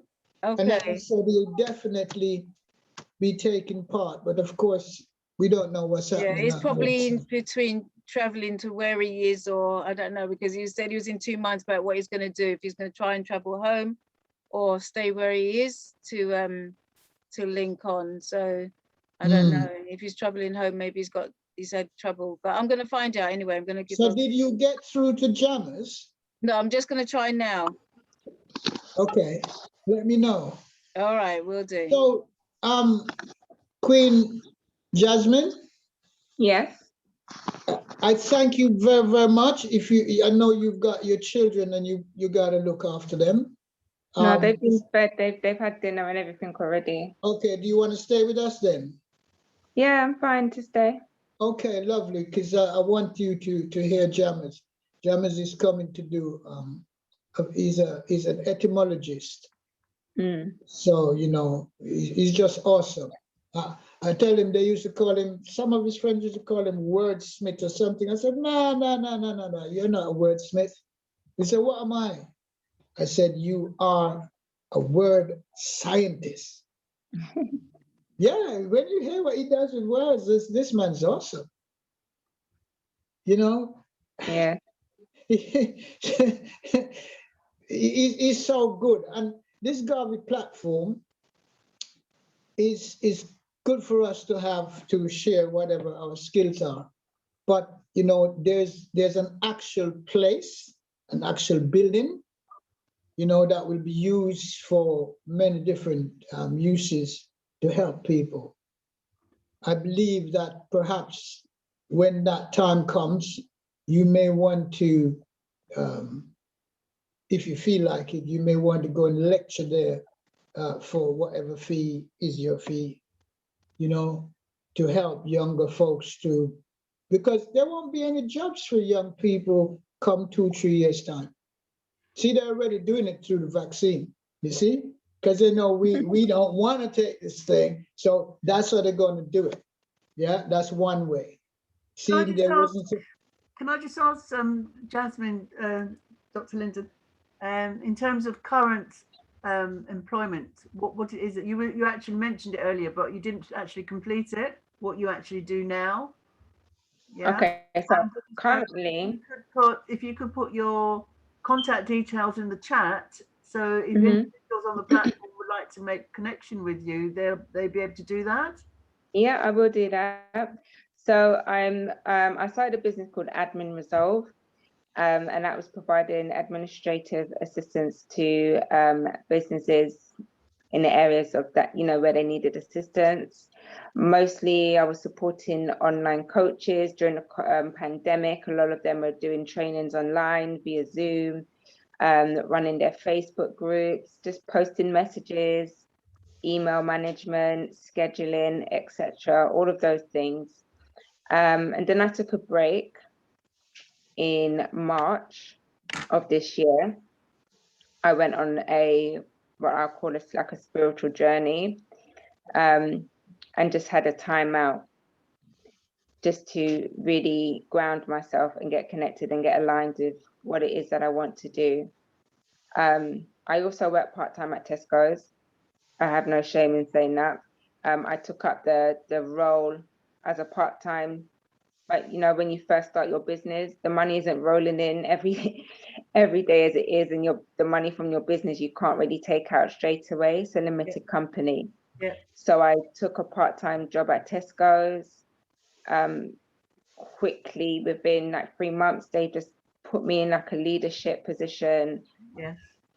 I don't want to particularly be there, but you know, it's part-time and it's extra income. Yeah. You know, it's another income stream. Yeah. And then I currently have a contract that I'm working with, doing compliance for the recruitment team at Haringey Council. That finishes on the 23rd of this month. And then I'll be relaunching. I've got a rebranding of my company, Admin Resolve. Yeah. So I'll be putting that back out, new website, everything will be available for me to start taking on clients at the end of this month. And also coaching. I coach people in between that. So people reach out to me if they know that I do coaching, or they know that, you know, I'm a good person to talk to. Yeah. I would just, yeah, I do coaching as well, but I'll put my social media handles and my email address, which you can contact me on, in the chat now. Thank you for that. Didn't realize you did coaching as well. Yeah, I'm quite busy. I like to keep myself busy, but like I said, that sometimes it can be to my detriment. That's why I took a break from running my business, because I really felt I had to kind of slow down and not try and be everything at once. I know I have dreams and goals and aspirations, but there are the things that are important to me, like spending quality time with my children. It doesn't have to be a huge amount of time. It's about the quality of that time. Yes. And being involved in their lives. I just started to recognize certain changes, and I just felt, no, I have to get in and nip that in the bud. I need to let my children know that I'm available for them. You know, they don't like me going to work. If I'm like, there's one, but not all of them, there's like one or two particular, like, are you going to work today? I'm like, I'm only going for 4 hours. But you have to start listening to when your children need, they might not just be asking, they might just need you. So there's something behind that when they're asking me. So I recognize that, okay, I need to be at home more. Yes. Thankfully, the contract that I have with Haringey allows me to work from home. And they see more of me. You know, we cook together more. Yeah, it's much more better. So in that break, I'm starting to get a structure for how I want to lead in my business. I don't have to be working 60 hours a week. You know, I'm really just gonna do what I can do and scale. As my family grows, then I will grow. Yes. You know, yeah. That's wonderful. Do you have a target group in terms of with which you work? I mean, for instance, are you going to be working with young people, or the range? Is it wide range, or? So I tend to attract women at no particular age range. Well, more over 30s. I tend to attract women over 30s. And that's the age range that I go for. I say from about, you know, once you've left university, if you've left university at 24, 25, and you need some guidance. So I'll go from like 25 up until in their mid 40s. Right. Yeah, I mean, I have a group of women that I speak to now. I think the oldest is 46. There's a group of us in there. She's going to be 50, she said, in 4 years, and we get on like best friends. Like, age really doesn't come into it. If we can, if I can speak to you and you are able to and we can find some common ground and we can connect, and something that I say connects with you, then and I'm able to assist you in that way, then yeah, we literally just go forward, we go at it. That's excellent. That is excellent. Because as well, like when I say age is a mindset.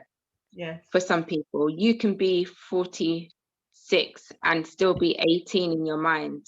Yes. you know, you can carry on, you know, your behaviors, everything, there might be something stuck that's keeping you thinking that you are still 18.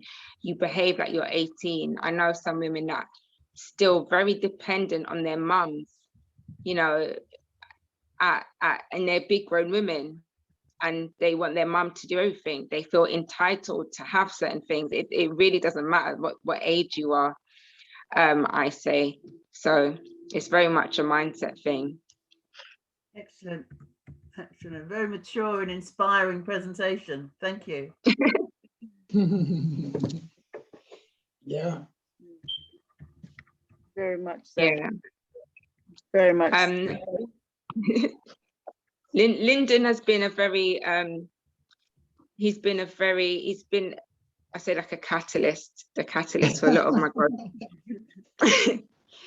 We've had some very long conversation. I mean, in the last few years, it hasn't been as much. And I feel like that's because I've graduated from the school of Lyndon. You know, when you graduate. No, we keep in touch time to time in it, but like, honestly, I'm fine. I know I'll be, you know, everything, in everything I'll be okay. And even when it doesn't seem like I'm okay, I really have a sense of peace that resides within me. What I've been looking for many years, and I felt like I didn't have. I found that peace that I can always go to when I feel out of sync, or, you know, I have that peace now. You've done marvelously well, and you know, it's just like birds. You know, if you watch birds and you see the little baby birds there, and the father or the mother flies off, comes back with the food, feeds the baby. After a while, the mother or the father goes and takes the wing and pushes the child out of the thing, and said, "You got wings now. Go fly. Go fly." Yeah. You know, so, you know, I'm always going to be there if you need me. So it's not a biggie, you know what I'm saying? Yeah, definitely. But I'm proud of you, very proud of you, and your partner. I don't want to say his name right now, but you know, I'm really, really proud, because both of you have shown me that, you know what? All we needed was a push start. That's it. You know, that's all you needed, because you've got everything there. You've got everything. You shape it the way you want to shape it. You know, this is how it works.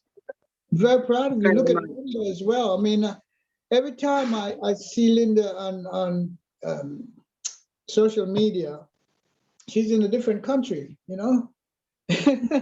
And she's still so humble, very, very humble like yourselves. In fact, I don't have anyone that I've coached that is a big head. You know, each of you are very humble. You found peace. You found how to control your thoughts. You know, at some point, maybe people like yourself might never have thought you could do that. But look, you're doing it without even any help. You know, this is your own sort of strategy that you've used. You know, so you feel proud of yourself, because you know what I say to people is, hug yourself, pat yourself on the back, and say, Jasmine, well done. Yeah. It's a good feeling, isn't it? Yeah.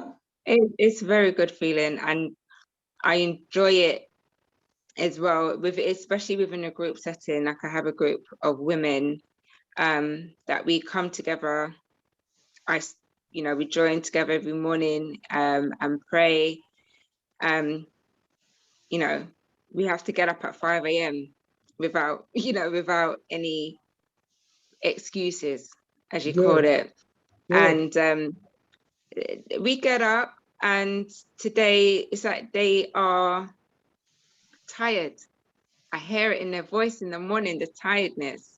But the discipline that we are creating with it, they don't even know what they're creating within themselves. And I love, that part of my work that I loved it when it comes to coaching is, you know, seeing it, what they're creating, but without them even realizing it. They're going to realize it sooner down the line. They're going to realize what they're creating, and that they can create.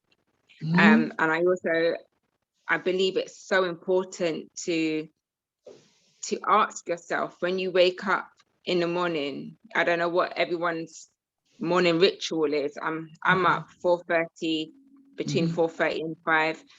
Whatever your morning ritual is, like a question that you should ask yourself is, what am I creating today? Yes. Or what do I want to create today? How am I going to show up? This is what I ask myself. How am I going to show up in a way that is going to serve, inspire, or move me one step closer to the goal, the vision I have set for myself? Really ask yourself. And then before you go to bed, ask yourself, what did you learn today? Yeah.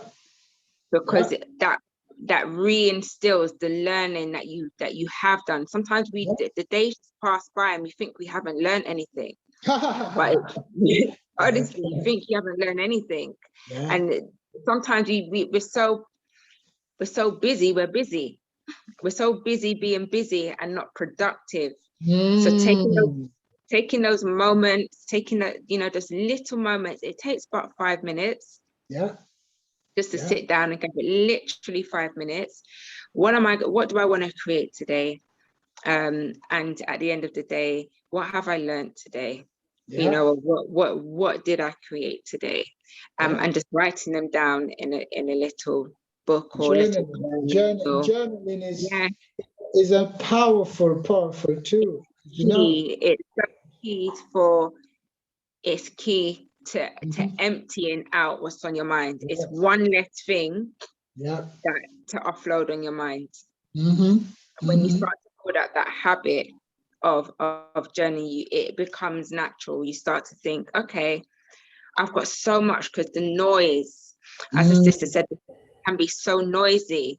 Journaling is a way to filter out that noise. That's right. And just be quiet and allowing, as you ladies call it, the ancestors to just speak to you. That moment in the morning, just that quiet time. What do I want to create today? And just listen. How do I create it? And just listen. That's right. Just listening for that direction and that and guidance. How about head top?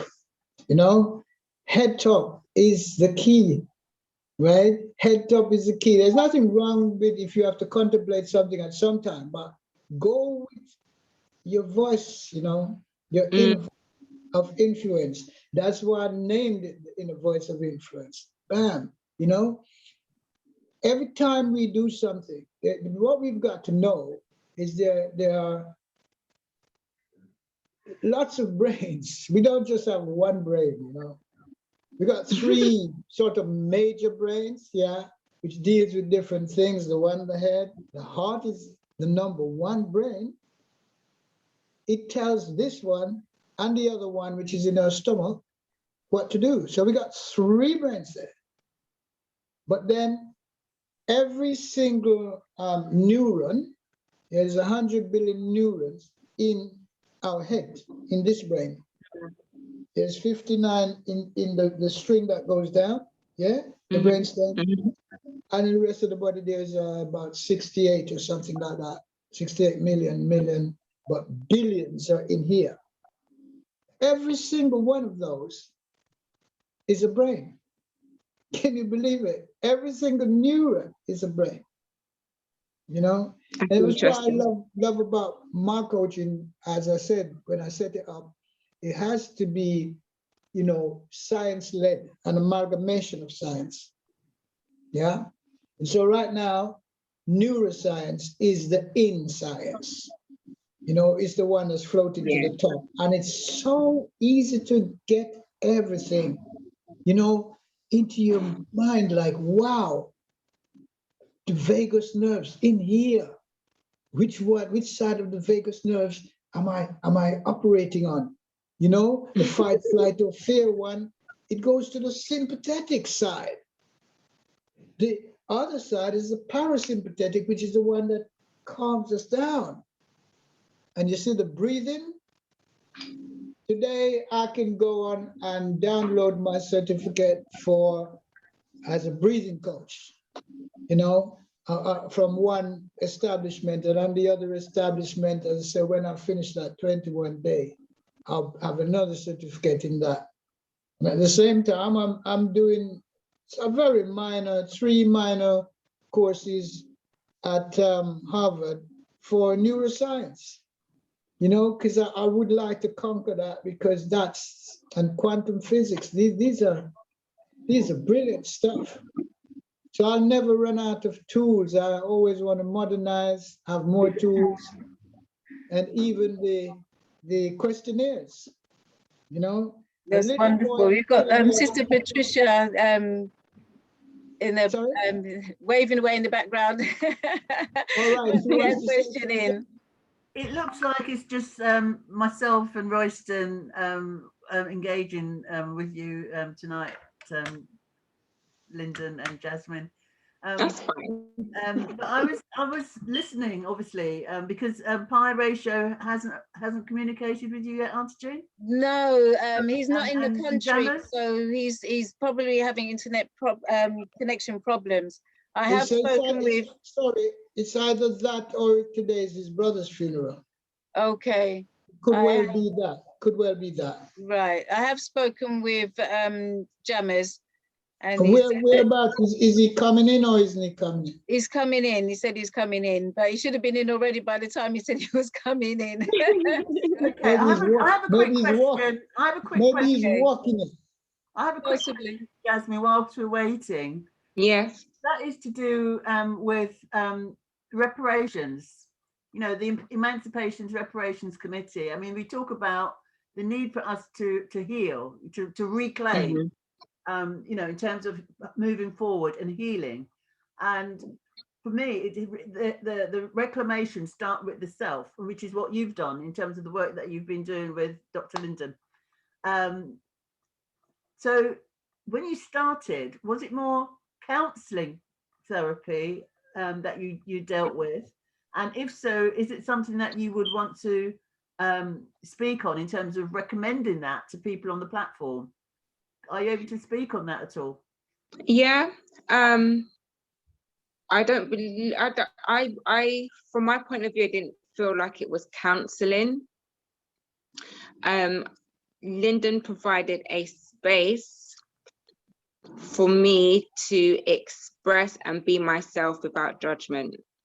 I've never been to what a formal counselling session may be, so I wouldn't know the format. But I was allowed to be myself. I was allowed to scream. I was allowed to when I look at myself, it felt like I was a crazy woman at the time. But just providing a space for me to express how I felt and use the voice that I didn't think I had. I would highly recommend anybody go to coaching or counseling or therapy. Not every coach is a therapist. A coach is, you know, Lyndon studies things at such a deep level and a high level. He doesn't just do the basics. So he is reading, like, I just wrote some of the things down when he was talking about the parasympathetic and whatever. I need to go and look at that. He will study the brain and understands how things are working in our bodies. As coaches, we don't learn things on that deep level. So a therapist maybe, and a counselor. So depending at what your level of, let's say, your level of issues or how deeply you feel like it's affecting you, I would say yes, go and seek a counsellor or therapist for those deep traumatic issues. Not every coach is able to deal with the things like Lyndon would be able to help you with. I certainly wouldn't be. However, if it's something like you feel stuck, you know, I've trained in neuro-linguistic programming, and often it is times when people come and when they're speaking, they're having trouble revealing or coming to terms of revealing what it is that they feel that is holding them back. And then I would help them to kind of reveal that. And once we get to revealing that, then we go through steps and trying to help them releasing and then repairing, you know, that, making amends with what, forgiving yourself. It's a sense that forgiving yourself and then starting off new. We start new steps and make new plans and create new visions for your life. You are no longer held or tied down to what you believed was holding you back. It could be things like confidence. You know, a lot of people think they don't have confidence, and like Lyndon said, that can be dealt with very quickly. Very, very quickly. It's just a simple mindset thing. A lot of the times we tell ourselves we are things we are not, but it's not the voice, it's not our voice that is telling us that, it's somebody else's voice. So we go back and establish who told you that you wasn't that, because it wasn't you. Mm-hmm. You know? So there are many aspects, depending on, you know, what the level of pain or the level of trauma that you are dealing with. Some, I would say, definitely go to therapy and counseling. And if you can, I would recommend to find a Black therapist or counselor. That was my next question, really. I would recommend, because because I feel like,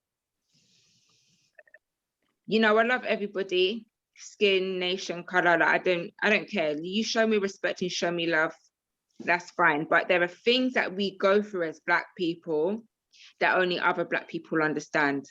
So your Black therapist, you say something, your Black therapist can know what you're saying, can understand without you even saying a word. Yes. You know, they'll understand. Like, we have a certain communication between us Black people. Like, certain cultures, we just know. You say, you know, I went to the shop, or you can say things like, you know, my mum wasn't there. You know, she brought a man home one day and I had to stay in the room. Like, it could be something like that. Not that I'm not saying that, that's just an example. You know, they would know and they'll understand. Yeah, so that's what I would recommend. Assumptions. Yeah. I'm asking all these questions because I know a lot of people are reluctant to engage and open up with people about their personal life, and as a consequence, they are actually suffering. Very much so. So what I wanted you to focus on and maybe encourage people on the platform to think about, you know, in terms of their own personal healing, to look at, you know, going into counseling, therapy, coaching, whatever, you know, just to move from where they are at this point, if they are stuck. And and can I just cut in 1 second, because unfortunately I've got to go to another meeting. I'd love to stay because it's really been fascinating and brilliant. But just on that point, it's not so much about people are hurting themselves, it's that they're hurting others because they're hurting, you know, and not realize that I'm hurting somebody else because I'm hurting. And the impact on that, particularly us as a community, is that it's passed from generation to generation to generation. And we have children or cousins not talking to each other. They don't know why they're not talking to each other, but because their uncle and their aunties weren't talking to each other, you know? And so the thing goes on. So that when I meet you in the middle of the high street, I don't know you anymore, and you're my cousin, you know? So anyway, it's a bigger story. So much love and respect to you, my sister. And Dr. Lyndon, thank you for holding up that torch. Auntie Jean, Patricia, everybody else, one love, yeah? One love, my brother. All right, see you all soon. Bye-bye. Bye for now. Thank you. Bye. Yeah, did you want to say any more on that, Jasmine? Yeah, I mean, oftentimes that the reason I find is that a lot of people don't come forward because they're afraid of being judged. It's the judgment.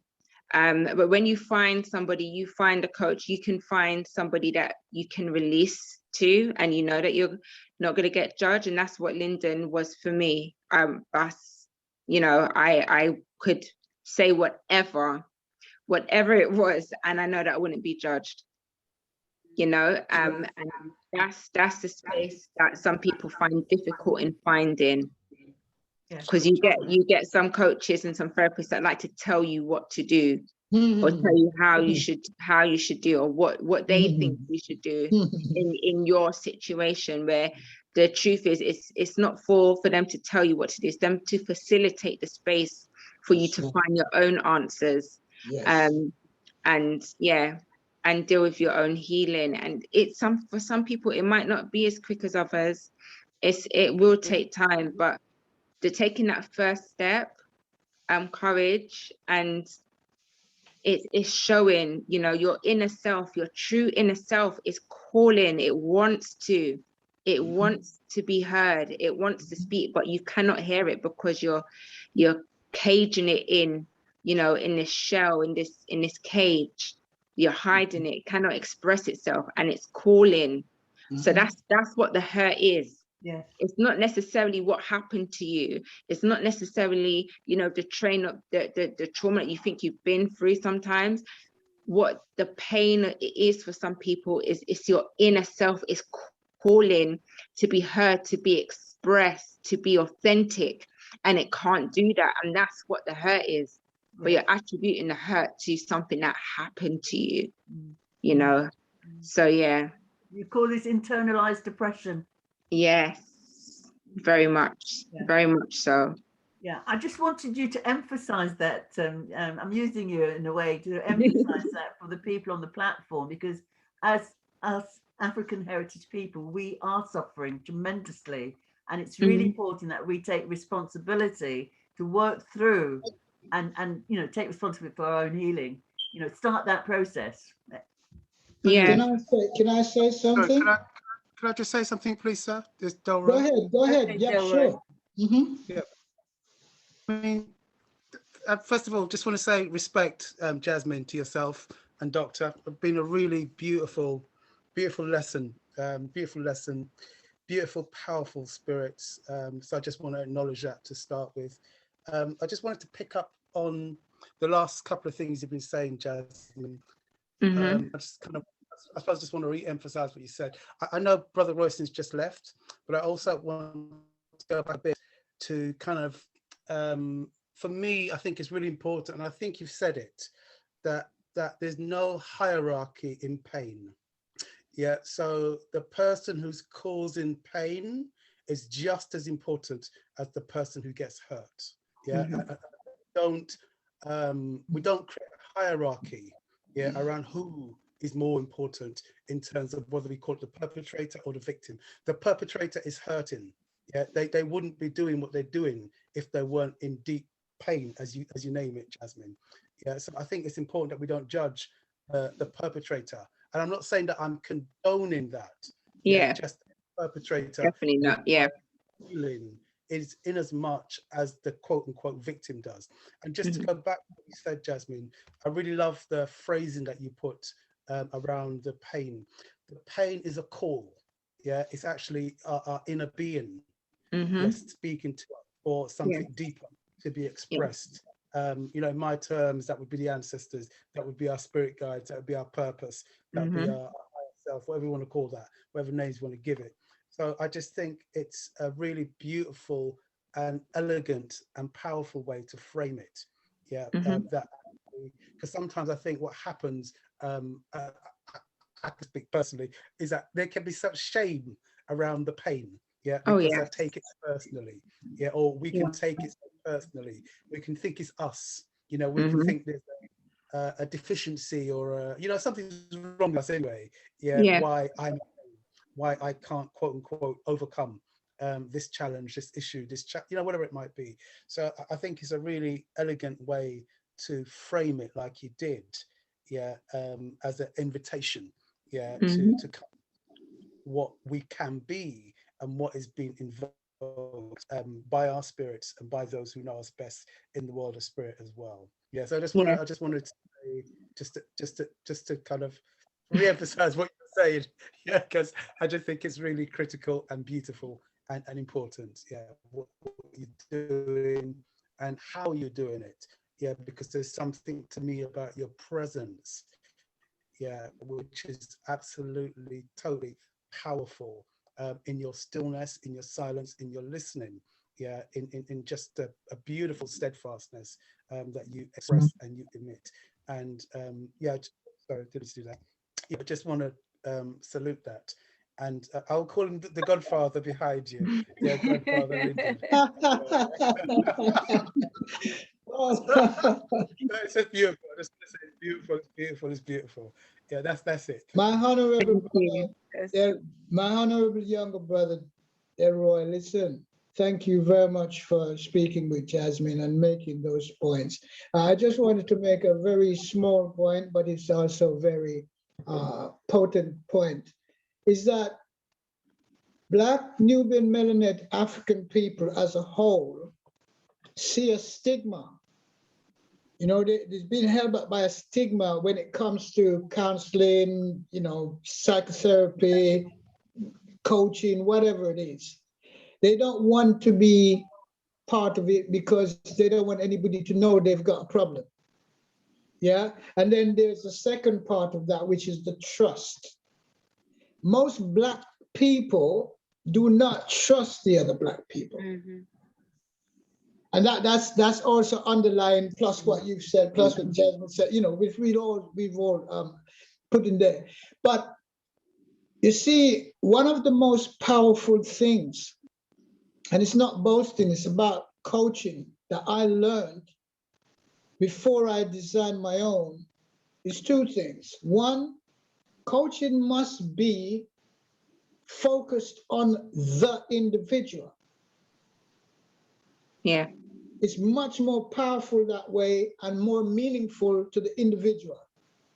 A one-size-fits-all coaching, I'm not criticizing it because it might help some people, but I can assure you that I'm honest in saying I've never lost a client that's agreed to the terms.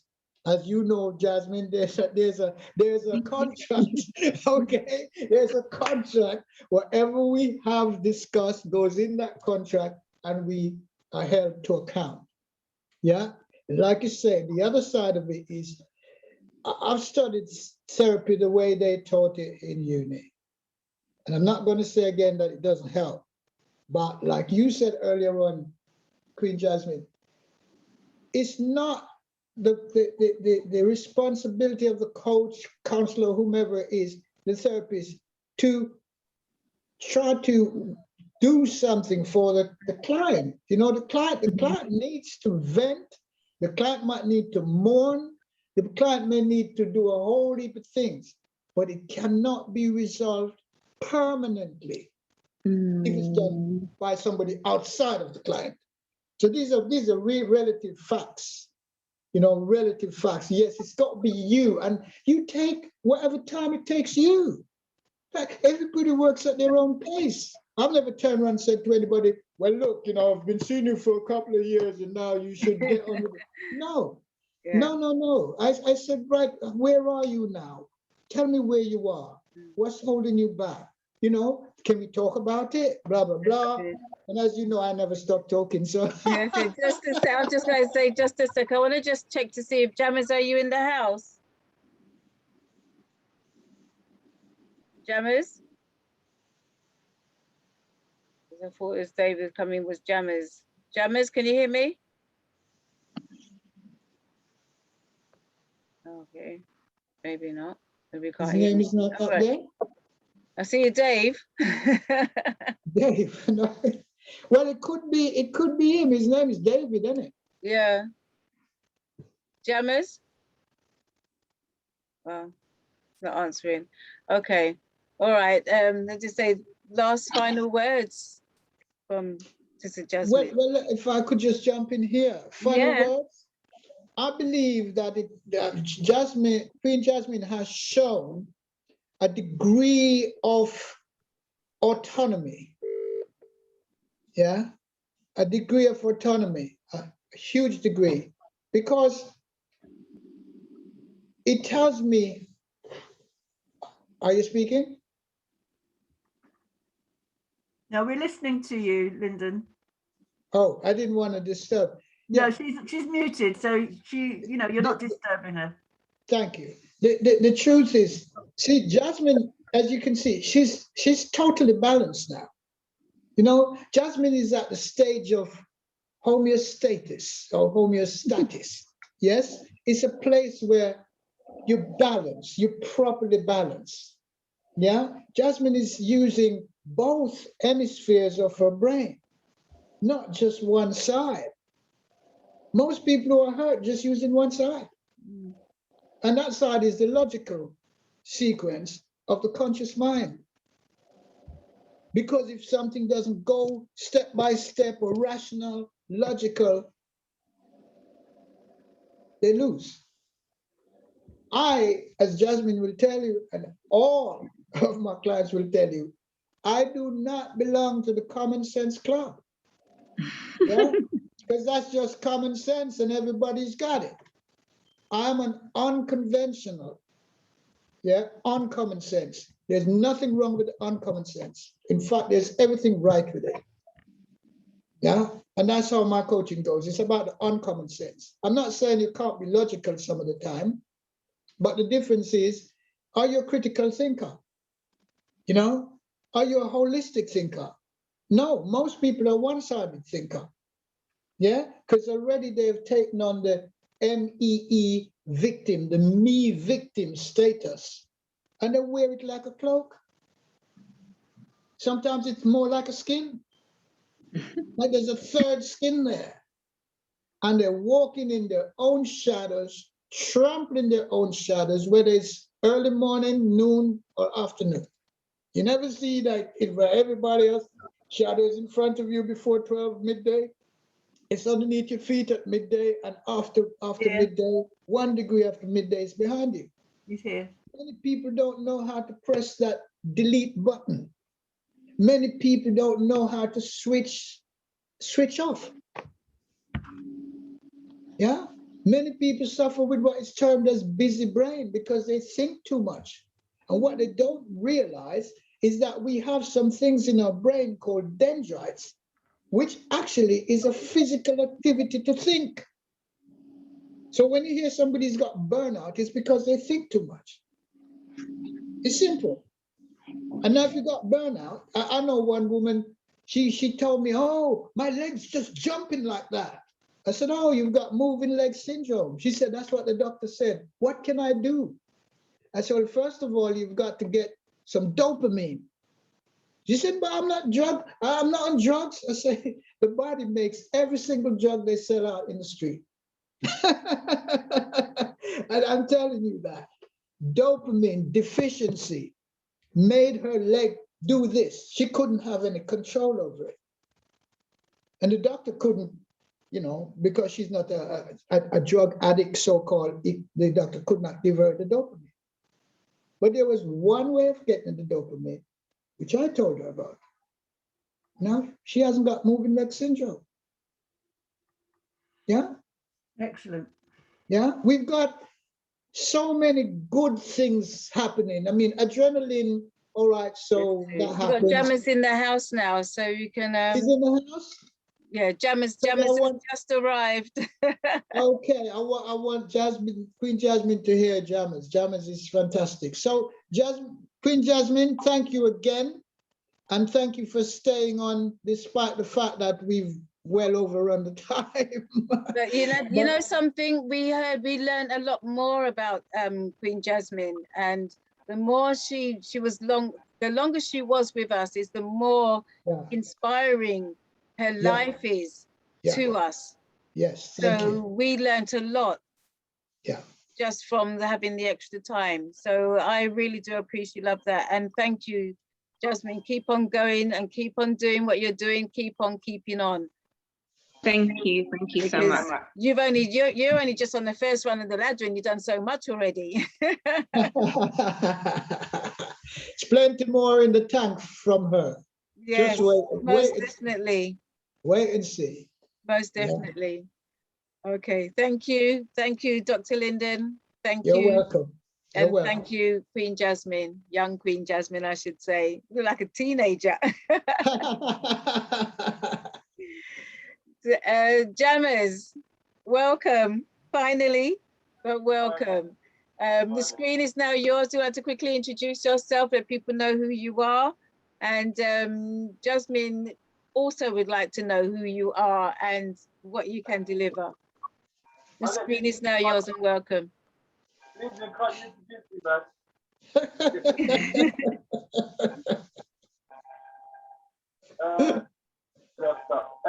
I screen share as well?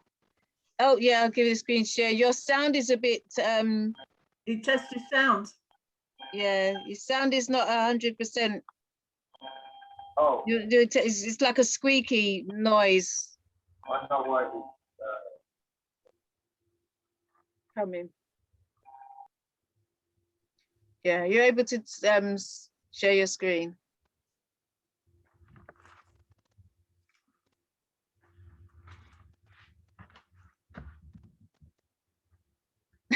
Okay, all right. Now. Speak now. Can you hear me better now? Oh, much better. Brilliant. Oh, great. Brilliant. Trying to find this.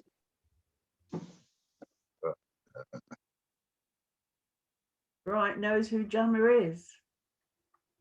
Okay. Do you want to say who you are while you're doing that? Can you multitask?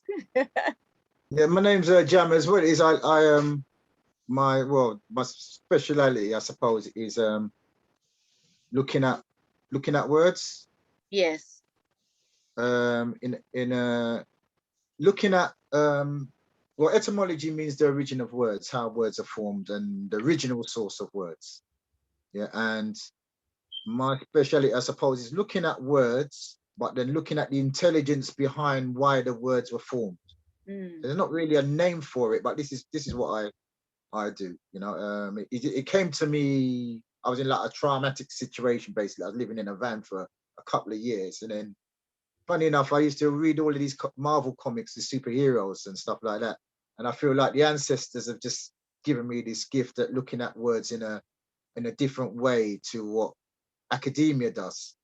You know, and it's sort of, and I've had to check it out with like study like Latin, Greek, and look into ancient languages just to see if what comes to me can be validated by what is out there. And more often than not, what I seem to see inside the words and how the words are formulated, it seems to stand correct, which is what is out there. But I haven't done it through like a long study at university or a degree or Bachelor of Arts. It's just something that's just come to me just naturally, you know. And that's what I do. See if I can find this screen share. It doesn't seem to be sharing. Yeah, it did share earlier. There you go. Oh, right, okay. No, that's not what I wanted to share. I don't know. For some reason, I'm not able to share my. Well, let me see. Can you? Oh, can you see the screen now? No, we did before, but it was Brother Leader Bandaka we saw. Right, you can't. You didn't see it. Okay, let me see.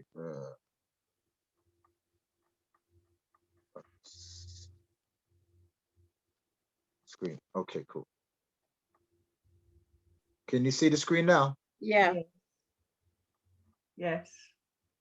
Right, okay, cool. Right, can you see it now? Yeah, we see Okay. etymology. Yeah, what the science? Well, one of the things that I do is called etymology. It's English from Latin from Greek, and it comes from the Greek word etymology. I'm not a Greek speaker, so I can't really speak Greek, but etymologia. Maybe Lyndon be able to say the correct spelling. Etymology. Etymology. Etymologia. So it's the analysis of it's a correct. word. It's correct, Right. brother. It's correct. Okay, it's correct. Cool. Oh, what's happened to my screen here? All right. Okay, so it's the analysis of a word to find its true origin. So that's a bit strange in itself. What do you mean by truth? If you're looking for the true origin, that means the words that we're using must be false. What's happened to the screen? The screen's gone again. The screen's gone again. Yeah.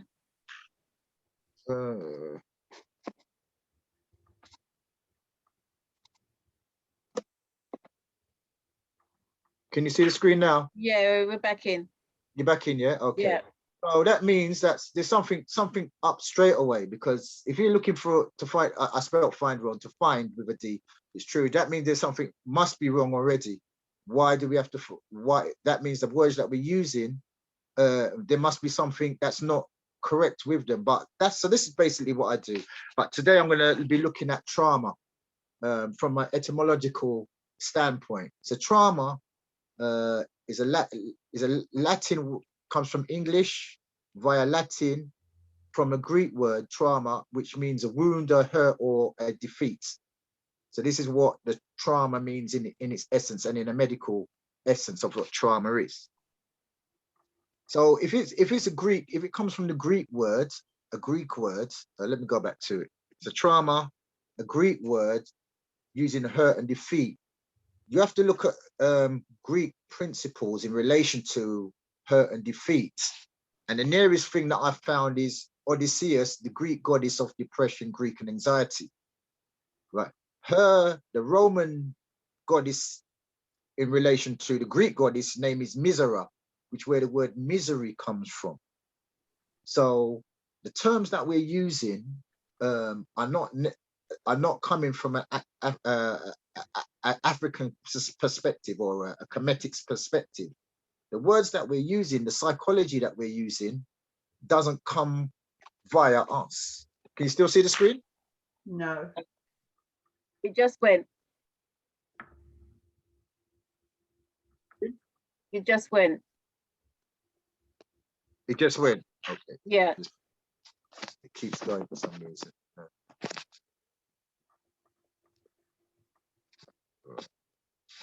Using a tablet. No, I'm using my phone. That's probably why. Okay, no wonder. Oh, I'll have to next time. It's still not there now? No, not yet. Okay, 1 second.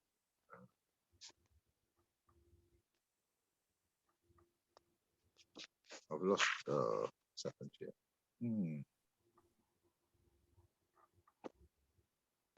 I'll have to.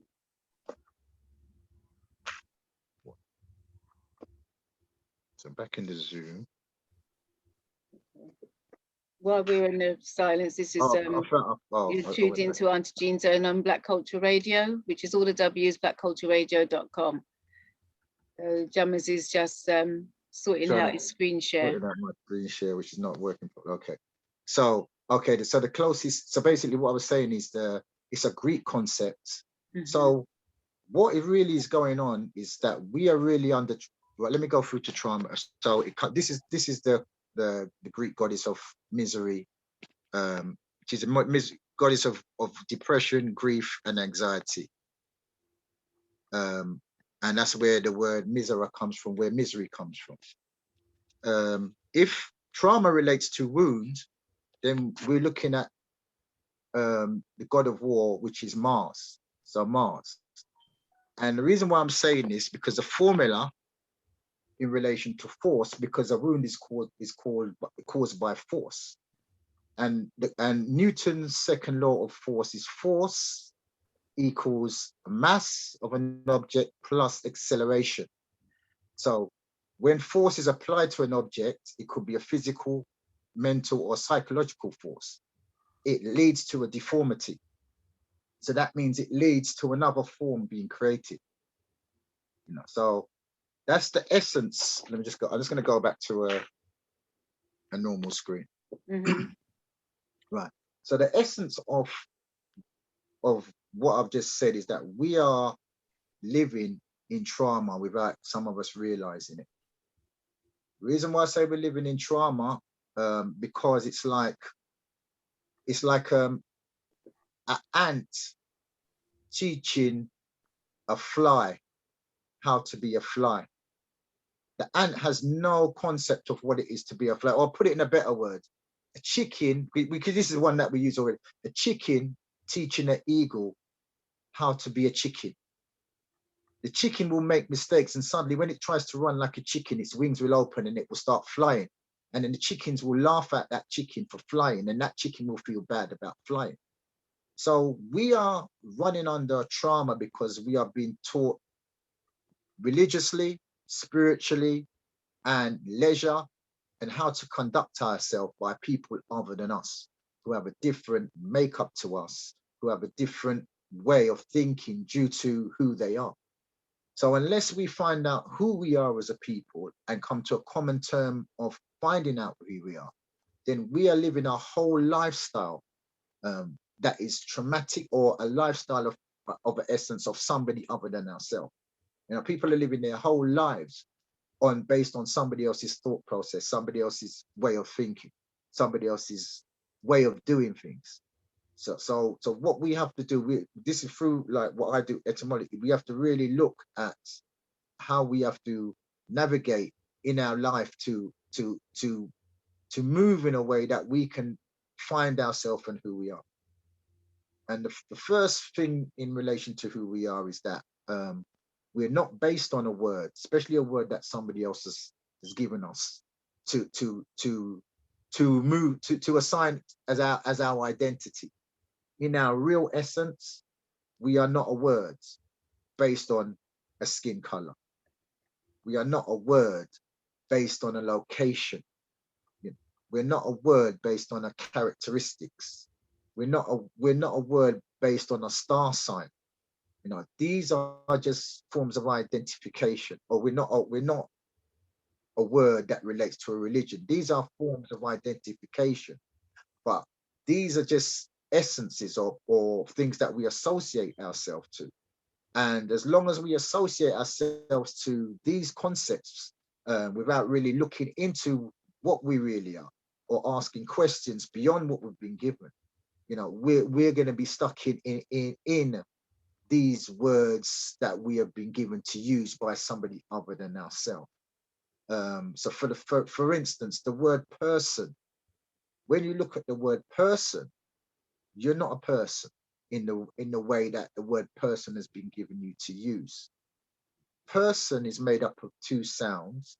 First sound is per, which means through something. So when you perceive something, that means you look through it.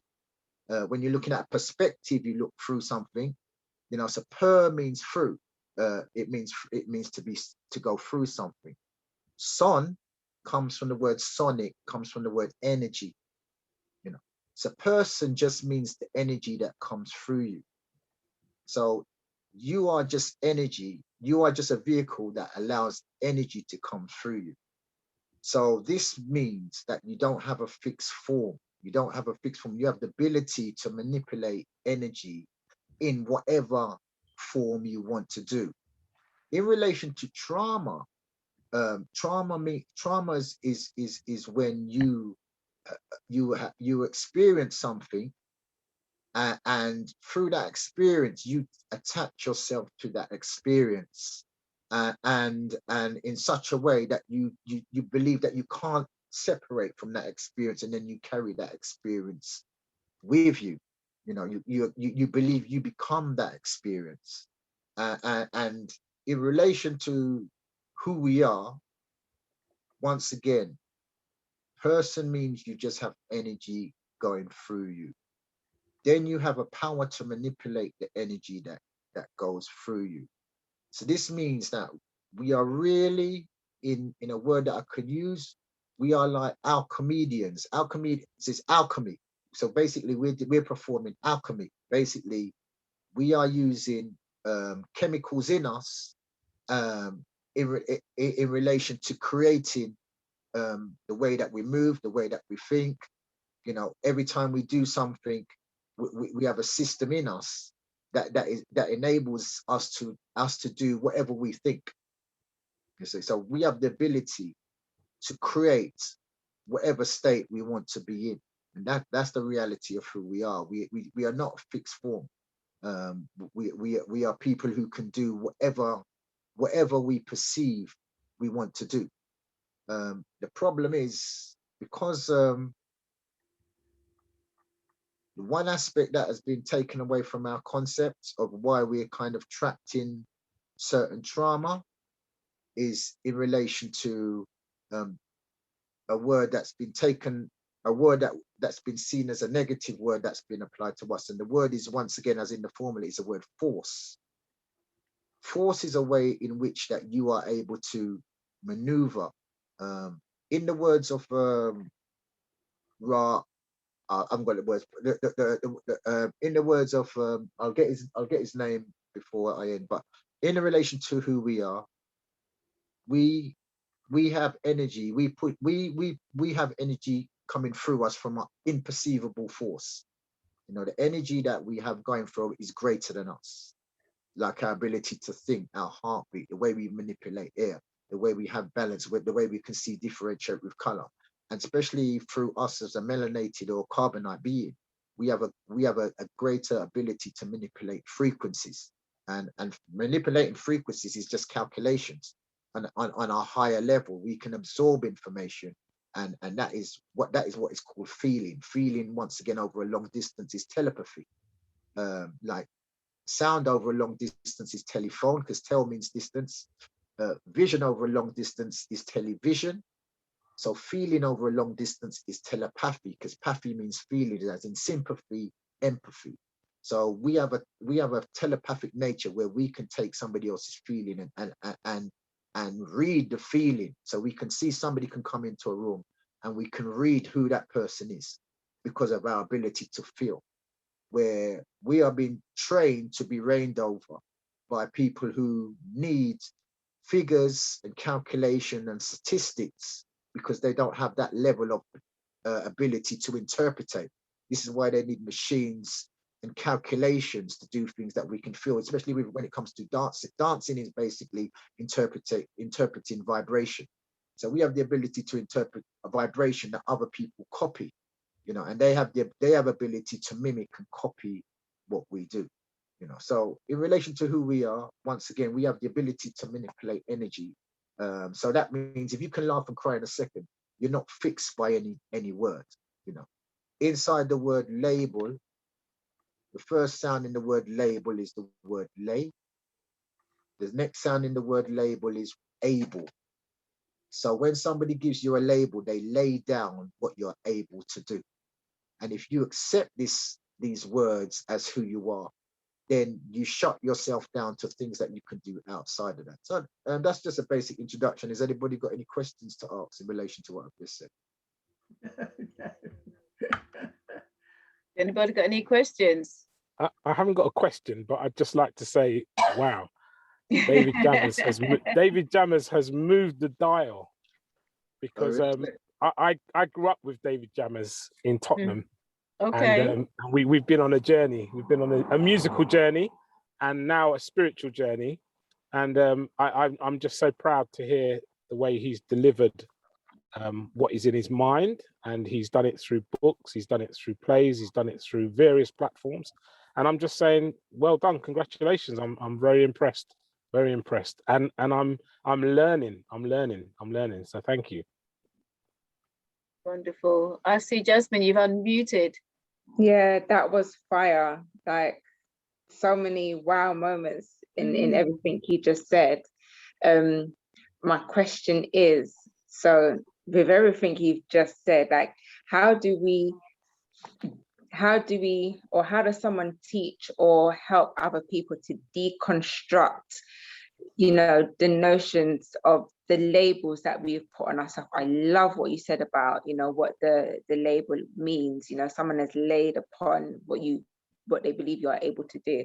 How can we deconstruct and unlearn from the labels that have been put on us?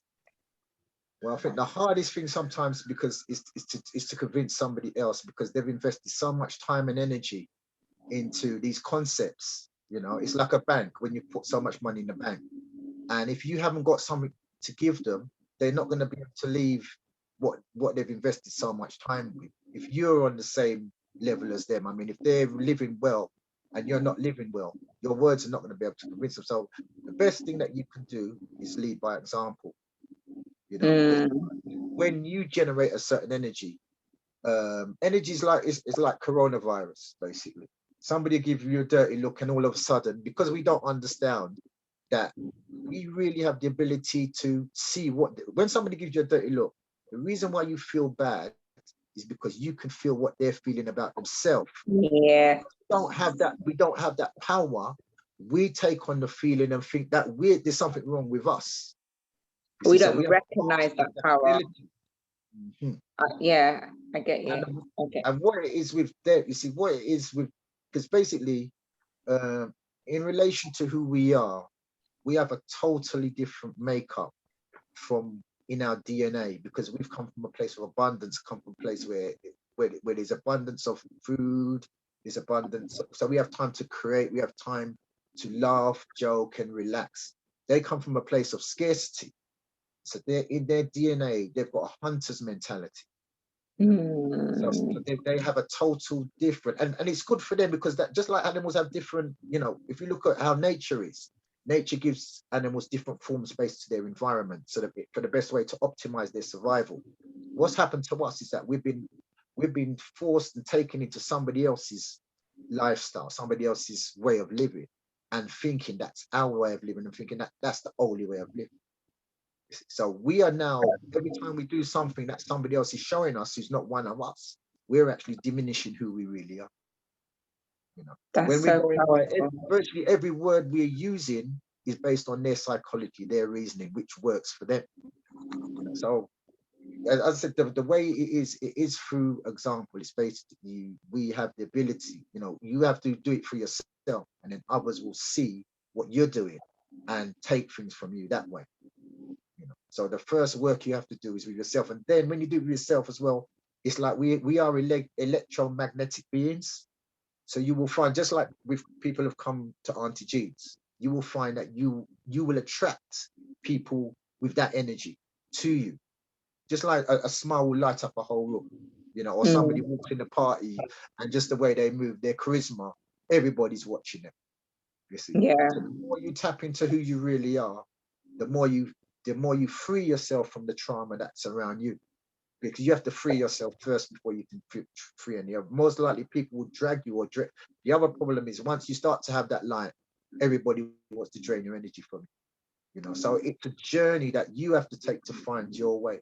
But the best work you can do is with the young stars, to help them shine. The young stars, these are the ones we have to work with, because they're the future.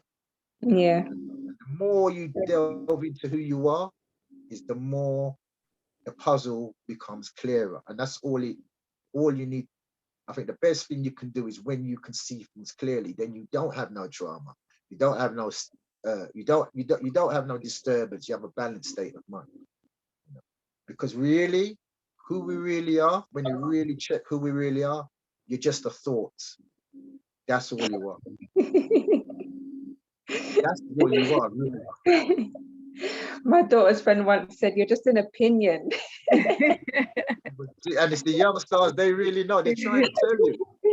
They're trying to tell you who you really are. So that thought is what people carry their whole life by the thoughts that they've got in their skull. Yeah. But the real formula is a free thought. Is to feel the thought that's thinking the thought.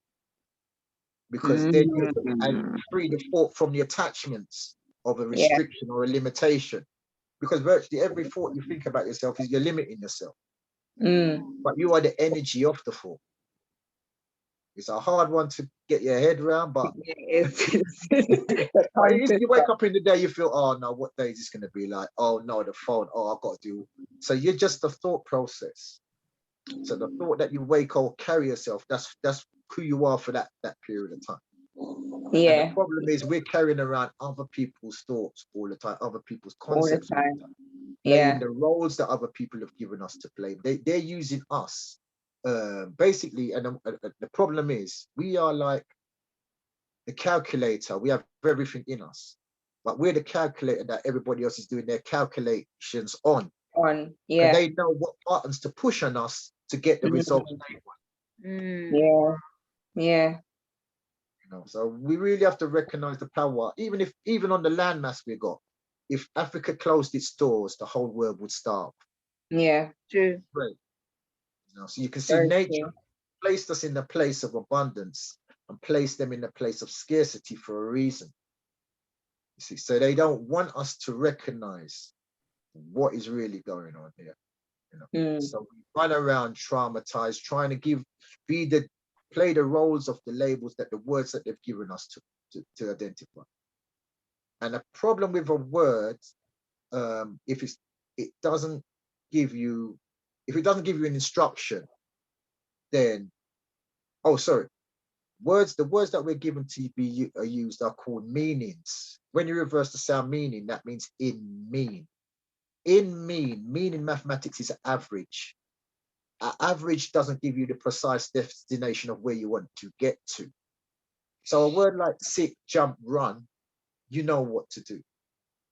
My friend said that in ancient African language, we spoke verbs, we spoke doing words. We didn't really speak abstractions. So when you say the word black, it doesn't give you what you need to do. You have to find other words to make up. When you say the word love, it doesn't tell you exactly what to do. You see, so this is the problem that's stopping our ability to think clearly, because we've been given these words in mean, that to find the word it gives you another 5 words, and then you look at that word, it gives you another 5. It doesn't give you that specific breakdown of the word. I was going to give you an example here, but I'll just show you, I'll just say it now. So the word fire extinguisher. How does extinguisher relate to the metal object that puts out the foam to out the fire? How does that equation equal that? So if you don't know, it's like you're deaf, dumb, and blind. You hear it just like a dog. You hear the sound, you know what the sound is, but you don't know how this formula equals that metal object. How it equals the object in relation to the word read. Read really means, when you look at the word read, it really means, means to go back. So the first sound in the word read is re, which means recall, remember, renew, rerun, replay. So inside the word read is the word re, which means to go back. Add means to move. Advance, or someone you like, you admire. When you want to get in a club, you get admitted to the club. So add means to move to the back. You see, so that we think that we're looking at the language and we know what we're learning, but the language still is written from right to left.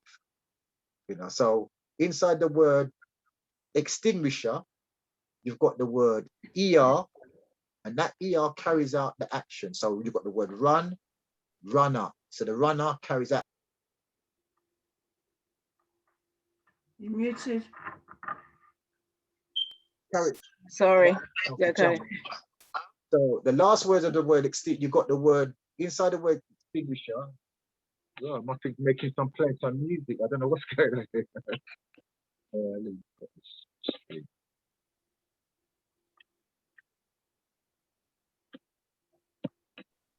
Just 1 minute.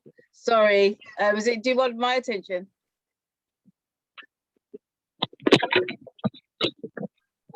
Hello, busy lady. Sorry about that. Yeah. So inside the word fire extinguisher, you got the word the object is a tin. So if you look at the word fire extinguisher, you see the word tin inside it. Then you see inside of the word tin, you see the word X. X means something to leave. So like in the word exit. So the word fire extinguisher, you see the word X and you see the word tin. So something that leaves the tin is written in the word extinguisher. What leaves the tin? If you look at the other word in the word fire extinguisher, you've got the word gush, which makes the sound gush, as in water propelling out of something. So inside the word fire extinguisher, you've got water that gushes out of a tin, written in the word itself. Oh, wow. You don't have to go nowhere other than the word to find out what the word is. Yeah. But you go to a dictionary, and a dictionary will give you 5 or some long paragraph of something that is right in the word. And this is what they use in all the sciences and in the law, and in law, it's words of precise meaning. So you can't make a mistake if you get stopped by the police or if you're in a court. Every word has to be a precise. You can't make a mistake in medical, because if you say the wrong word, you're going to get the wrong prescription for you. So what they've done, they've given us words in mean, words of average, so that we can't tap into or instruct ourselves, because words are commands. So if you're using commands that are vague or you can't extract information, that means you're not going to be moving how you're supposed to be moving. Whee! I totally hear that. Exactly. Yes. Wee! Ooh. Indeed. Powerful Because one stuff. thing, just for instance, like just say that you've got a car and the car is black. Where does the power come from the car? Does it come from the color, or does it come from the driver, or does it come from the engine? It's like your toenail. You don't put your power in your toenail or your power in your fingers. They just work anyway. You don't put your power in the eyelash. They've tricked us into putting power into something that is not the driving mechanism of who we are. Abstract, because it needs something to exist in the way that they say, in their definition of it, because we're saying it in a way without the science of it. Because things, that's another thing. When you looked at ancient Kemet, what they called gods, they were not gods. Basically, they were states of nature, states of energy within us, principles of energy within us, energy that you can't see, put into stories which use human forms. This is what ancient Kemet was, what they called gods with heads or whatever. Basically, that's what it was, the nature, the inanimate natures in us, you know, aggression, anger, how you get balance, your states, because state means energies that you're in. So basically, our practice was controlling the inner energies in us. This is all called the medu nature. So basically, it's the nature within us that when you're explaining something that you can't see, you've got to put it in a story. You've got to use characters to explain something that can't be seen. This is the science of within. What they done, they took our science of explaining nature, and you see most of the characters that we use were fully dressed, even though it's hot sun. You could see them in their fine robes, their fine garbs. What they done, they believed they were people, stripped them naked and sexualized them all. Look at their gods. Most of their gods is half naked. So they took our principle of divine science and sexualized it. Wow. And practice principles based on their nature in relation. And the drive behind them is a sexual drive. So the whole thing is based on sex, which is based on the two forms is called white magic and black magic. White magic, black magic, but it's in a form of a spirit, in the form of spirituality. In the form of spirituality, black magic deals with this, deals with the family, the sexual nature. White magic deals with abstaining from sex based on the environment that they're in, their DNA.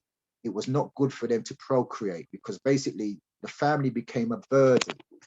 You see, the family became a burden because every time you procreate now, the man would have to go and hunt to find more food to feed the family. So the man had to control or conduct themselves in a way where they had to limit their family or conduct their family in a certain way. And our way of living is a relation to having a family. The more family we have, the more plentiful, the more hunters, the more dances, the more creativity. So our sexual nature is abundance, you see. And you can see it in the practice, that in their interpretation of the wisdom, how they use their interpretation of the wisdom, which they call religion, is based on extinction. The man and the woman are not supposed to procreate. It's a sin in relation to their eyes. So their whole practice is abstaining from the procreation of themselves because they believe as well. I just add one thing before I go into what I'm saying. Look carefully at the word death. Yeah. Inside the word death, the middle of the word death is the word eat. Yes. Who would associate death with food? That's not a word that we would make a concept of. You know, we do not associate death with food. It's only a hunter associates death with food, because to eat in scarcity, you have to kill something. So that's why these words that they're using applies to their psychological nature, their spiritual nature, their mental state of nature. That's why the word death has got the word eat in it. It's not a word that we use. Even the word dead, D means to go down, ad means to move downwards. In our concept, we believed in ascendancy, things going up. This is not our concept. So the words that we've been given to use, when you take a word that somebody else has defined for themselves, then you affect your whole psychology, your whole mentality. It's gone onto a whole different train before. I'll break down one thing quickly in relation to their work. They practice their religion in a monastery. Mon, as in the word Monday, stands for moon. Because Saturn stands for Saturday stands for Saturn, Sunday stands for Sunday, for the sun, and Monday stands for the moon. The study of stars is called astronomy. Astro. If you look at it, it comes from the Latin word astro. If you look at the word astro, that's A-S-T-R-O. When you decode the word A-S-T-R-O, you've got the word S-T-A-R, star. So inside the word astronomy, the first four letters, A-S-T-R, when you decode them, you see the word star. So basically, their practice, they follow the moon star. In a monastery means the moon star, because the moon, in relation to their environment, represented peace, represented sanctuary, represented safety, but it also represents fear as well. So when you look at their practice of the monastery, then you see the moon star, and then you look at the nuns. The word nun comes from the Hebrew word. It's pronounced noon. Noon means midnight. The moon and darkness is black and white. They see everything in black and white.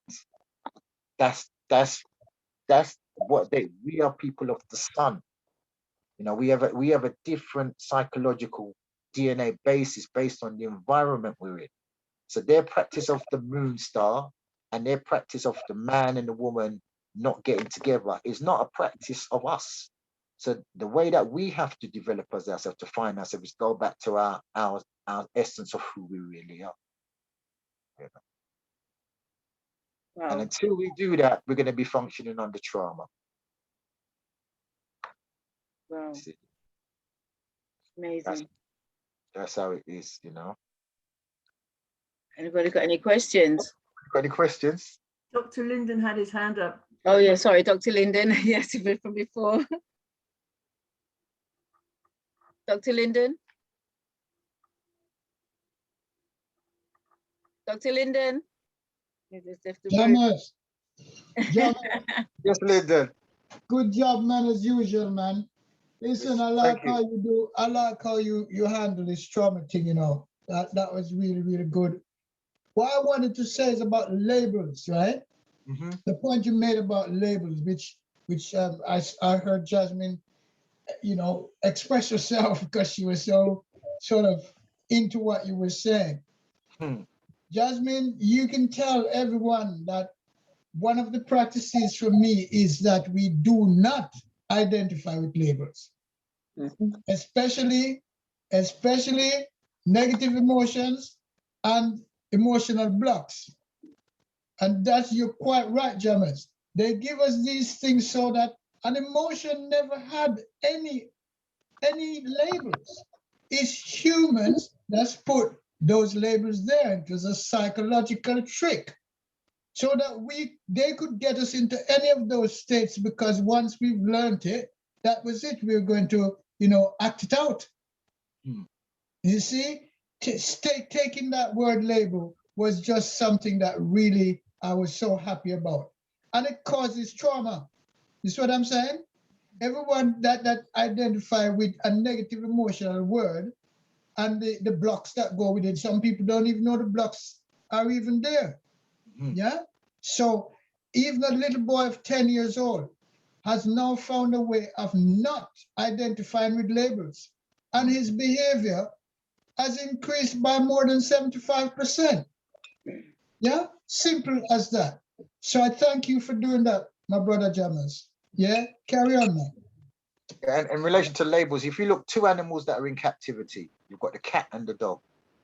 The dog responds to every sound that the master makes, and the dog gets beaten, gets every move it makes is analyzed or punished by the master.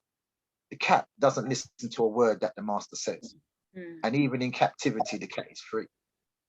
You see, so if you're in France and people are cursing you in France, you just still be smiling, you know, because you haven't attached yourself to the sounds that somebody other than yourself is making. My mother always says, "Sticks and stones will break your bones." Words we never heard.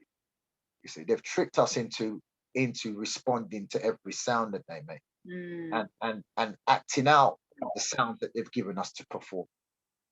You know, most people in their relationships are acting out a soap opera. You know,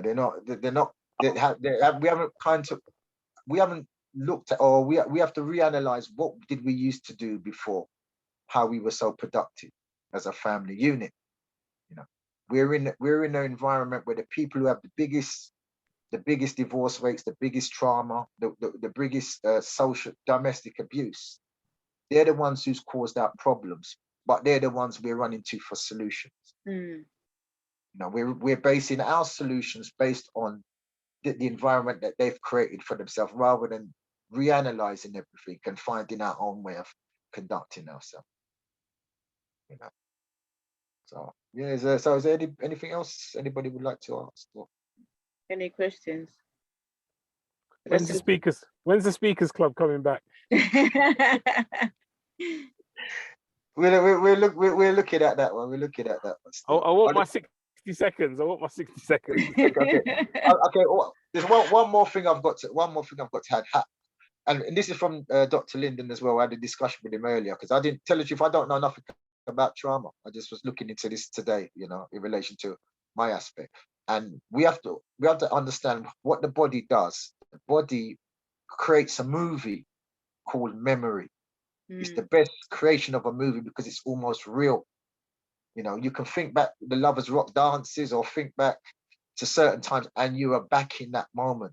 It's better than a cinema, it's better than a Hollywood, it's better than the latest camera on your phone, you know, because it gives you the emotion, you know, it gives you the feeling, it gives you all the energy, which other things can't do. It gives you the energy. The problem is, because we don't realize that when you have an abusive situation, or you're in trauma, your body will take such a photo of intensity. And the more intense the photograph is, it's like you've got a chart system.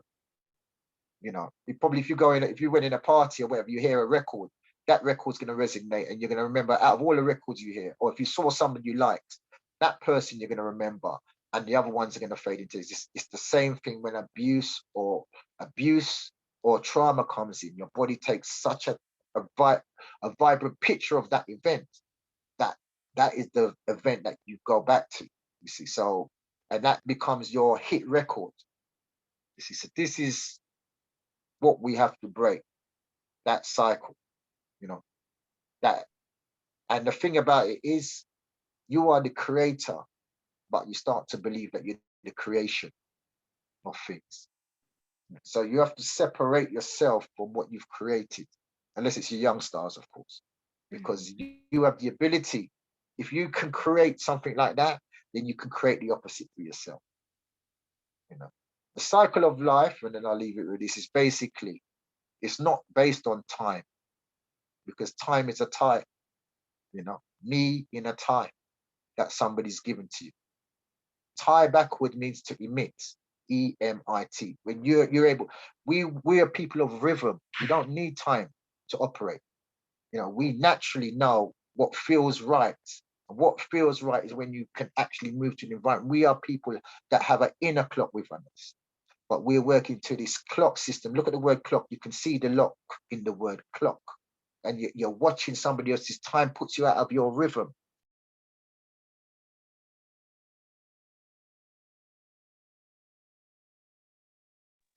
Your hands moving the clock, it's not yours. you see. So we have the ability, to change our environment. And that's what the power that we have to move out somebody, move away from the things that other people have put in place for us to fall low under. So, I think, I think that was, no, there was something else I was going to say, but sorry, that phone just turned me off of it. But once again, we are the creators, but we can separate ourselves from what we've created. Wonderful. We've got a question from Dawn and then Dr. Lyndon. Good evening, everybody. Brother Hi. Jama, could you also highlight why they went round and renamed everything? They went to Africa and renamed everything. Well, basically what it is, when someone's come from a different place than you, another thing as well in relation to mother language, mother tongue. So basically you are skilled in the way that you pronounce based on the environment that you're in. When somebody comes from a different environment, sometimes they have a difficulty in saying the same sounds that you're saying. And what happens is it's people's ideas of how they've been created, what beings created them, who they really are. They see a likeness in the character, what somebody else is using, and then they apply that. So they say they've got the word Zeus. They've got a character called Zeus, and that will relate to Ptah, whatever, our Ptah. So they'll see.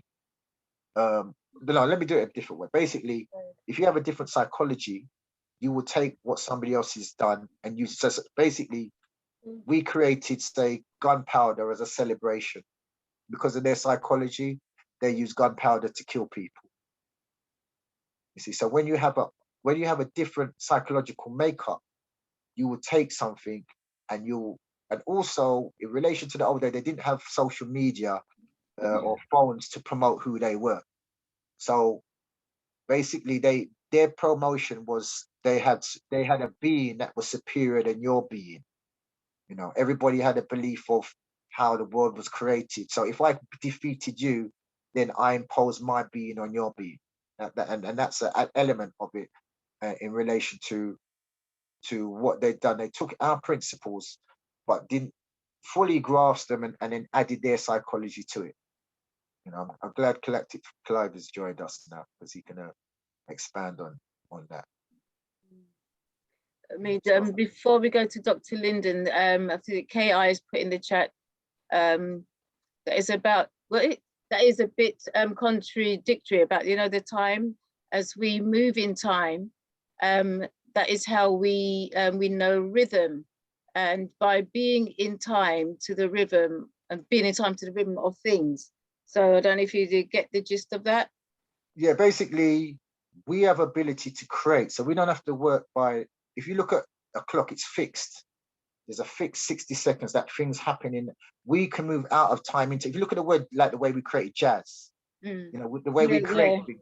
The way that Usain Bolt wasn't supposed to, by their calculation, wasn't supposed to be able to move at that speed while eating jerk chicken. We are human, calculate. We work with energy. We work with frequencies. If you look at all the vibrate, because music is just a vibration of energy, and you look at how we vibrate the energy in a way that other people can't do it. They need the marks to guide them because they don't have the feeling. If you don't have feeling, you need marks, you need signs, you need symbols. So if you took away, if the clocks went now, you'll see the whole place would crash. So it's like a blind man, because they have less spirit than us. They're spiritually less. They have less feeling, because when you come from a hard place, you're resistant. That's why they can wear a t-shirt when it's minus 0 degrees, because they're very resistant, based by the way nature has formed them. They're fixed in the way that they do things. But we have the ability to maneuver. And what I was going to say, nature shows us that you wake up in the morning, not morning, should be celebration, because morning's another. You do what you have to do. Oh no, let me get back to a fact. A fact in Latin and Greek is something that you make. It's not something that's ordained. It means to make something. So this means you can make your own fact. facts. Look at the word factory, where they make things up, or the word manufacture. So a fact is something that you can make for yourself. So if you want to stop smoking, you stop smoking, and the next day that you rise, it's a fact that you don't smoke anymore. The cycle of nature means that you have it's just like a Groundhog Day. You have a chance to do things all over again, but the second time you're around, you have more knowledge than you had before. And this is the nature. We recycle ourselves, in accordance with nature. So when you wake up, you've got another chance to do anything that you want to do. You come up as you're a rising star. That means all the possibilities are in front of you again. Everything is fresh. Nature recuperates you.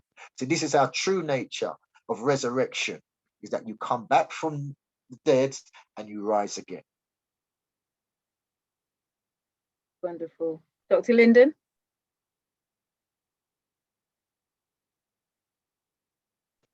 Yeah, just two things. One is about the memory. Yes. That was a really fantastic metaphor that you used, my brother. Mm-hmm. Because really and truly, when we go through any sort of trauma, we play it back at the back of our head, where the parietal part of the brain is, where that's the vision side of it. Yeah, and it plays on a loop over and over and over and over and over. And people who do that, actually, they can't sleep at night. Yeah, they go to bed at 10 o'clock, and they wake up 10:30, and they can't get back to sleep. You see, because that's playing all the time. And until they use computers today, and they can press delete. But they can press delete just the same. That's the only tool I give people. And finally, when they get it and they press delete, it's no longer there. It's destroyed. It's gone. Yeah? So trauma is brought on by the way we choose to think. It's about our personality. Yeah? Our personality is the way we choose to think, the way we choose to act, and the way we choose to feel. Yes? And it's simple as that. The next point is about time. I hear what the Queen said, but what I want to say to the Queen is, have you ever thought that how long ago time was invented? Time was only invented 200 to 300 years ago. 100, not thousands. Okay? And all this little thing that talk about the hour clock and all this, it's just a makeup thing. Yeah? And it was made as we don't get the actual cat and nine whipping us slaves who has to go to work between 9 and 5 or do a shift or whatever. It's slavery.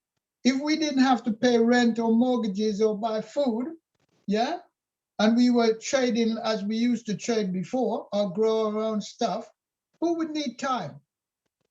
When the clock stops, does time exist?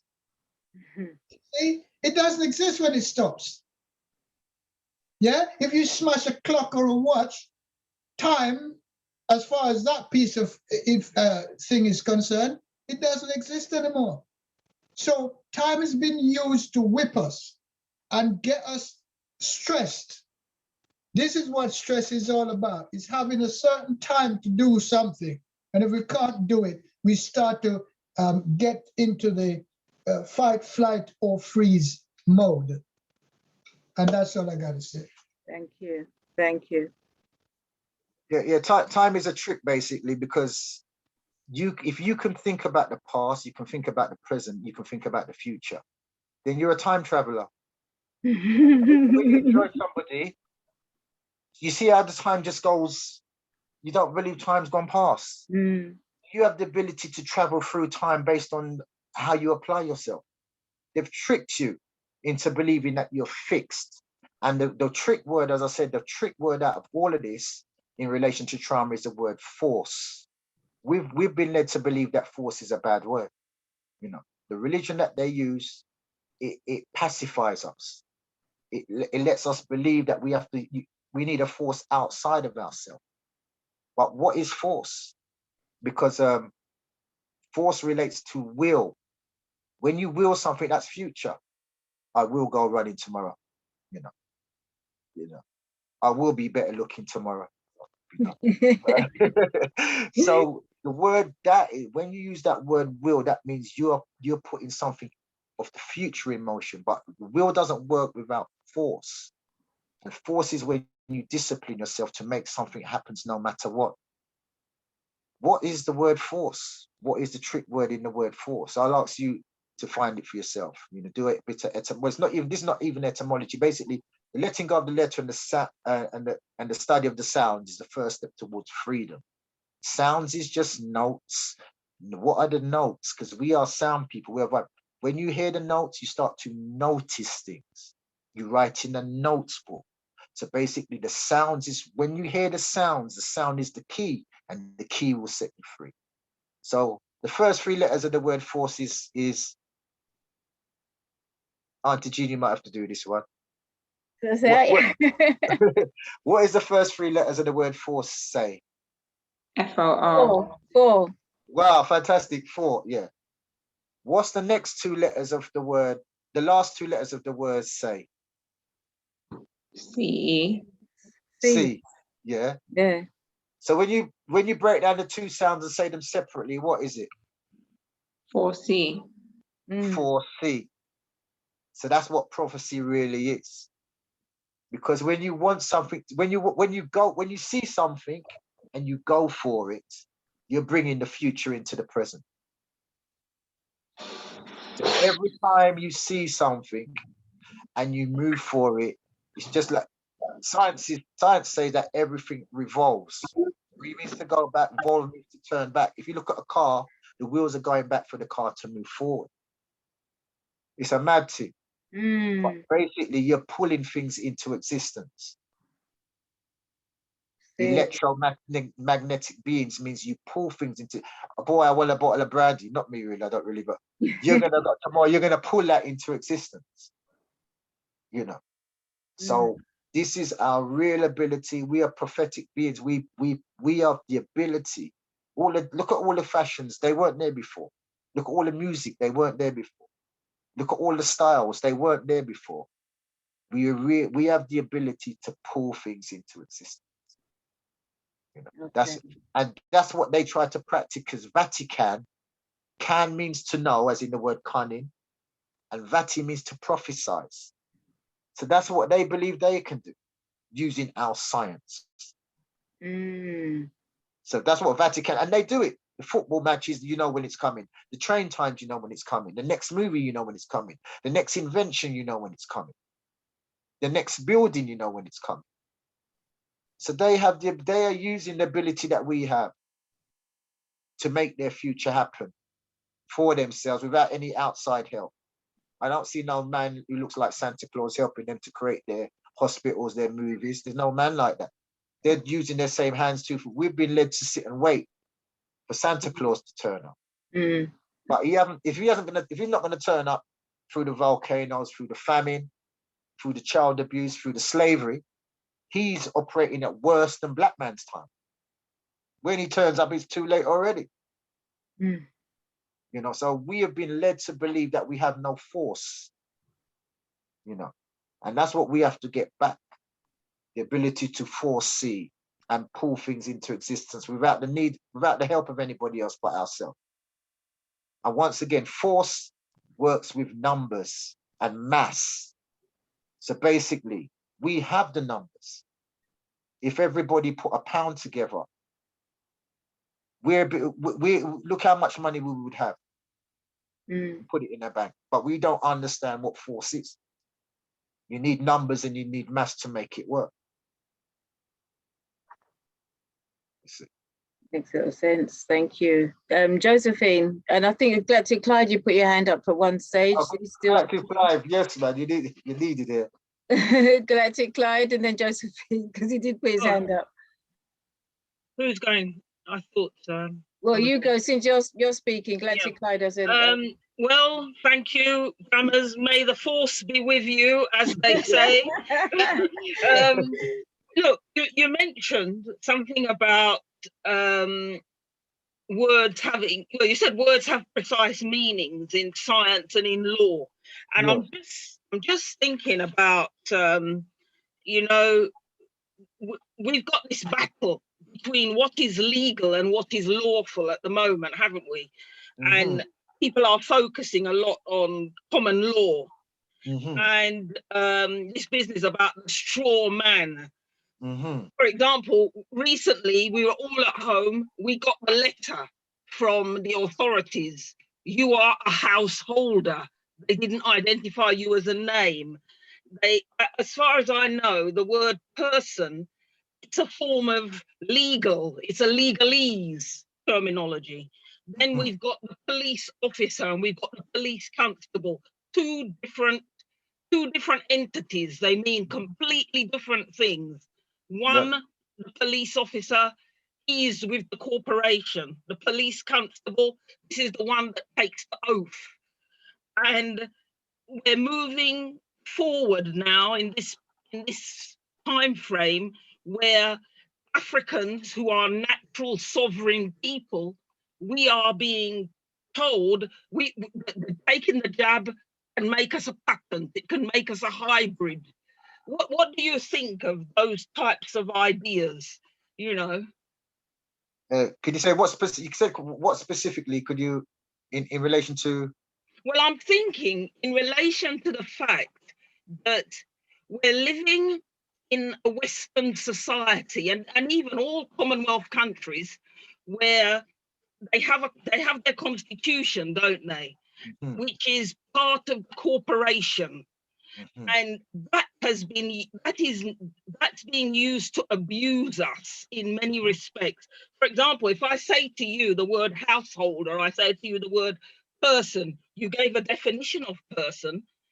You know, these are very important quantities. That I think this business of the jab and so-called vaccine should really be causing us to think about even the legal process into which, or the lawful process in which we live.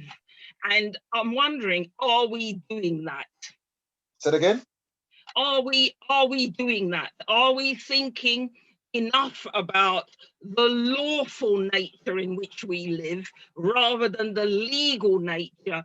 Because, you know, if we take that jab, we'll become a hybrid, we'll become a patented product. So there's lots of different things which are dots which are being joined up, if you're with me. Yeah, hold on a second. Yeah, carry on talking. I'm going to get something to show you. Oh, I can't carry on talking just in a vacuum. Sorry about that. You can do that, Josephine. You can do that very well. I think I've said enough. Okay. He's got to get something to show something, I think. Well, you put a question there. You changed the subjects. You put a question. I'm just going to show you this book. I don't know if you can read it. I don't know if it's back to front. Is it back to front? No, it's right. The belief system.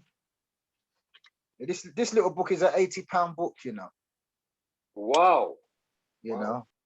Hang on a minute. Let me just pin you so we can see it. I don't know if the authors. Can you see the authors? The author is called Jean Aspermont. See that? Can you see that? International Yes. law Yeah. as a belief system. So that's what law is really. Law is just a belief system. Mm. Mm. But it's a Western belief system, isn't it? It's not an African belief system. Well, it's a system, you see, and the system is basically you become a self.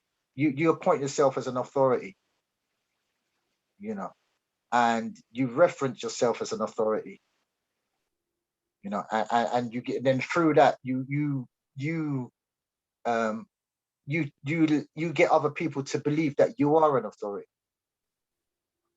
Mm. So it's a system that they're put together.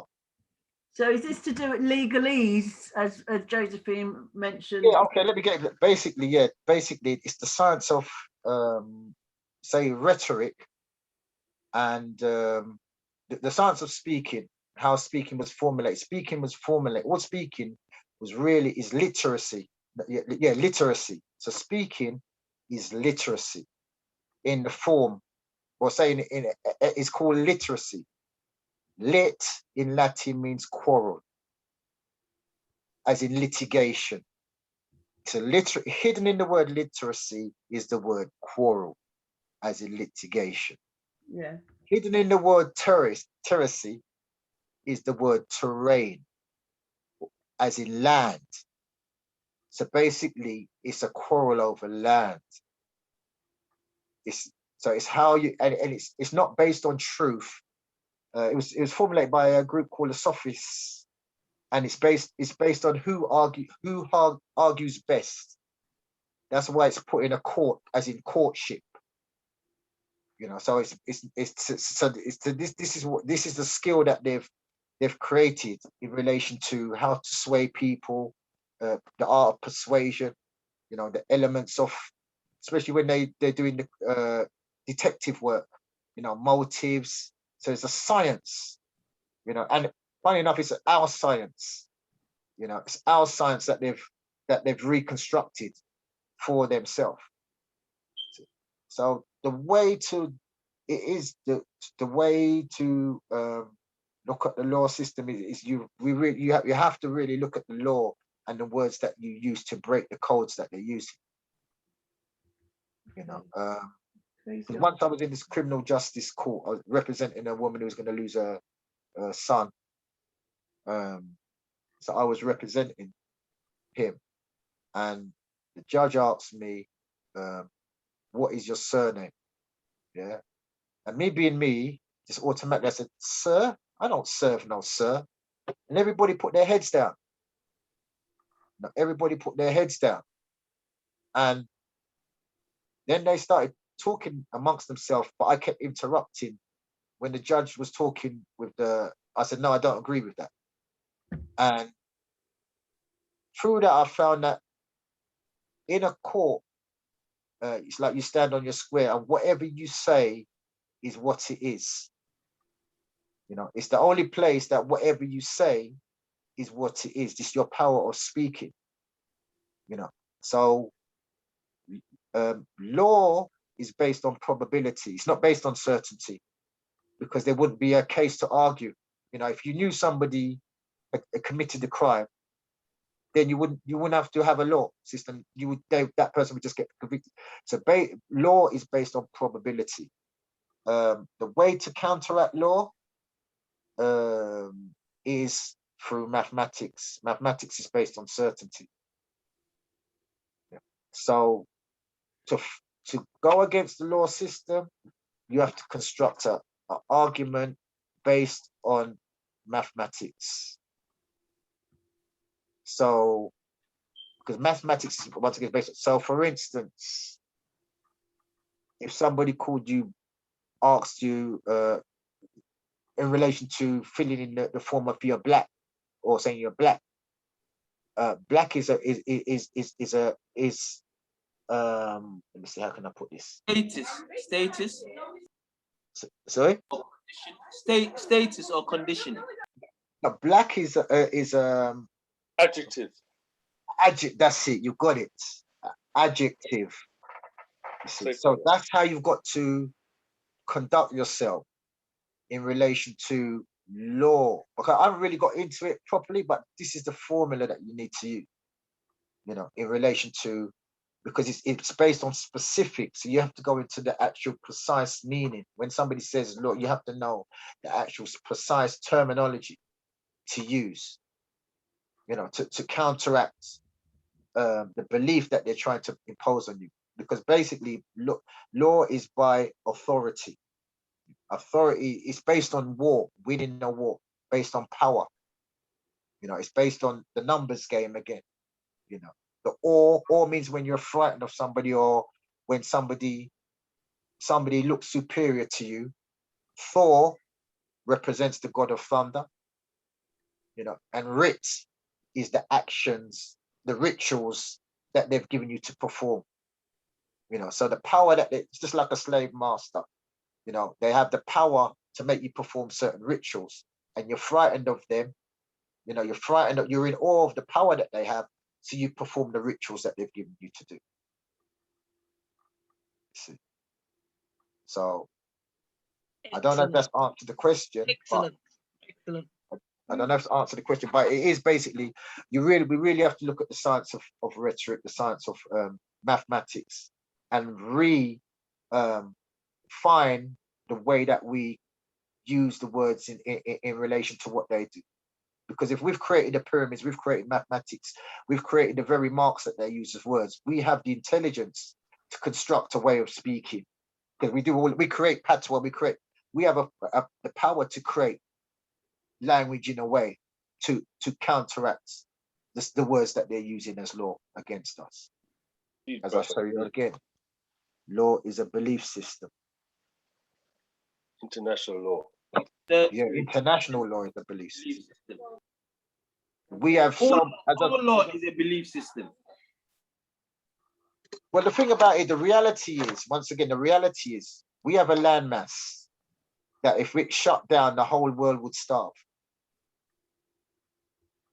You know, we have the power in numbers because all of the fashion, everybody comes and trades to raid in our communities. You know, if we wear a hat backwards, everybody does. If we create a new style of music, everybody does it. Indeed, but we're making it's not the almighty, we make almighty. You know, we are that people with the golden touch, because everything we touch makes money for everybody else. Indeed. It's time for us to make ourselves mighty. Just put £1 into one thing and don't even touch that. We've already got £1 billion that we can buy a building for our elderly people. We've got money for a school. No matter what our ideologies are, we've all got children. We all bleed the same. We have to recognize that we are the same by the way that we have children, we breed. We're not separated by our ideology. That's another trick that they use to divide us. You know, we're not names. We're people who have telepathic ability. We all function off the same energy, you know. So just like a flower, every flower's got a different leaf, but it makes up the whole flower. It's the time when we come to recognize we're not a word that somebody else has given us. And there's one thing about words. There's a word called words, what are called hyponyms and hyponyms. Hyponym, this is how they're beating us. They're beating us with a sound. A hyponym is a name, is a sound that sounds great. A hyponym, like in hypnosis, a sound that is a sound that is under the sound that sounds good. So they're just beating us by sound. They call themselves Lord, Peer, you know, Baron, Cardinal, just by that sound that comes out of their mouth. And then they call you Mr. Sir, boy. We're accepting a sound. And the sound that we're accepting, we're feeling smaller than somebody other than us. And all they're doing is making the sound out of their mouth.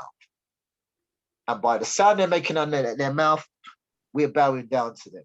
What gives them the right to believe that we bleed, we have the same nails, our body works the same, that they are superior to us based on what? Based on the things that they've taken from us. That means you can't be superior than us if your power is coming from our things.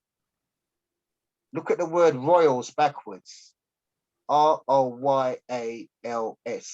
You see the word slayer. That's how they got their power. Not through any legitimate reason. True. But we are the people with power. As I said, we are the calculators that everybody pushes our buttons to get the results they want. We've got to learn to push our own buttons and get ours by using force. We have to understand what force is. And force is when you're doing something, no matter what. That's the warrior spirit. That's the lion and the lioness spirit. When we fight for our family, we fight for our young stars. We don't let no perpetrator come in and try to brainwash them. We don't take no jabs when we've got people like Africa. What's happened to her? Who are we following? Sabi. We talk about them, but when Boris comes and look, he looks sicker than any one of us. German comes from the word to interbreed. And that's what caused all, when you see the deformities of that as a consequence of that. You know, that's what they practice in the royal family. You know, so how can we be forgetting what our mother and father told us in relation to health, what Lala Africa, to how can we accept these persons? And it's probably good for them because everything they test is white mice or white rabbits. So it probably does work. You know, but how can we, how the way we carry ourselves with cleanliness and dignity suddenly need somebody else to tell us what's good for us? Even the people who believe in God, they're now taking the vaccine and forsaking their God for the vaccine. You know, but Corona is the new religion. It's the new God of death. Yeah. You know, so that's the new, they've upgraded religion now. But that's another story anyway. Yeah. We totally give thanks. Galactic Clyde, you still with us? Yes, I'm still with us. Okay, because you had your hand raised before. That was a mistake. That was a mistake. Oh, you have anything to say before we wrap up? No, yeah. Just remind them about the up and coming event. Oh yes, Clive want to remind about the up and coming event in connection to the Dougie on Sunday the 18th of July. What's the time, Clive? 1 o'clock. Jam has been in the studio, is obviously well versed on the plans, what we've got in place. Yeah, so it's Sunday. We're starting with libation for 1 o'clock. We're trying to get it finalized from the family as to whether we'll be able to get the pastor, Mum will be able to get her pastor to give a blessing at the beginning. So that's the only outstanding at the moment prior to the final flyer. And to the listeners out there, we're asking also that those who have organizations or businesses who's got a logo, that they send it to the flying squad, that's even at the flying squad, so that we show a collective efforts in bringing about this unity that our brother represents. And there's no greater time for unity than in this time, because indeed our backs are against the wall. You know, so my family, be strong and don't let the germs, let the germs get up. Thank you so much for that, Brother Dougie. Brother Dougie, I'm saying Brother Dougie. Brother Janos. He's put Brother Dougie's details up on the screen. So it says Brother Dougie, Sunday, the 18th of July, 2021, the Chestnuts Park, St. Anne's Road, N15, from 12 noon. Community gathering to update on progress of the legendary, the legacy work of, that's what I can't read. Their memory, spoken word, down, drumming, poetry and more. Bring your drum, percussion, one heart. Thank you. Thank you. Yeah. Thank you so much for that. Yeah. That's Sunday the 18th. Yes, that Sunday we'll be coming back from Liverpool and we're heading straight to the drumming. We go straight to St. Anne's. Yeah. And you and all. Yeah, thank you for that. Okay.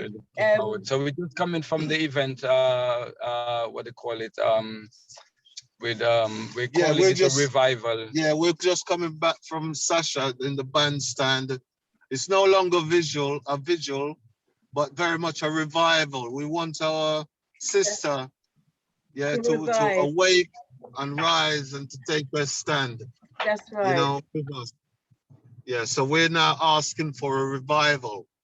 And what we find out today that's transpired, they've removed the banner, one of the banners from outside the hospital, which I've inquired as to where it might be. And the night staff, that's the security, have not been able to give us any answers. So we'll be pursuing it tomorrow. I've told Andy, otherwise we may well have to press, because it's the banner that says stop stabbing and shooting, enough is enough. So we want to know as to whether there is a support in order for that to take place, because we're not taking any more chances. You know, what's happened to our sister, warrior queen Sasha, you know, we're very much at the end of our tether. You know, we have to nip it in the bud now. No more stabbing and shooting. Enough is enough, you know. So they've removed that banner, and I'm really disappointed to know that was the case. Yeah. Yeah. Okay, thank you. Yeah. Thank you for that info. And last words from your brother Jammers. I'd like to thank everybody actually for taking the time out to listen to me. I hope I made some sense, you know. You did. And as I said, in summary, 100%. Okay, you're a thought process. Remember, I said you're a thought. So be careful what you're thinking about, because that's just like your car. If you're not thinking correctly, you might end up in the wrong destination. You know. So parents used to tell us common sense, and that sense that common is a place that of use, like the common you see a common.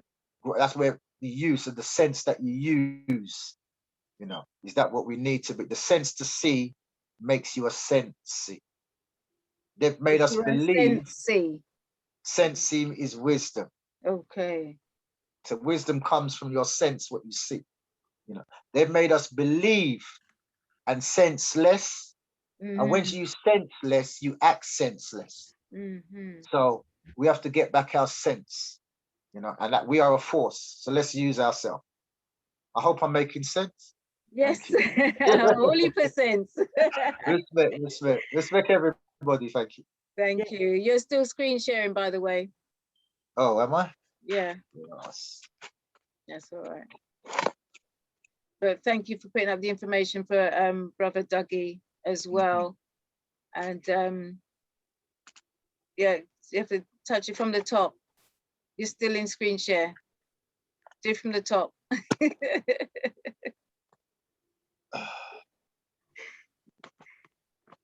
think I'm gonna need you to train me how to use this next time. Yeah. I say you done it. Thank you very much. I'd like to say, oh goodness, Shaka, how you doing? You all right? See you there.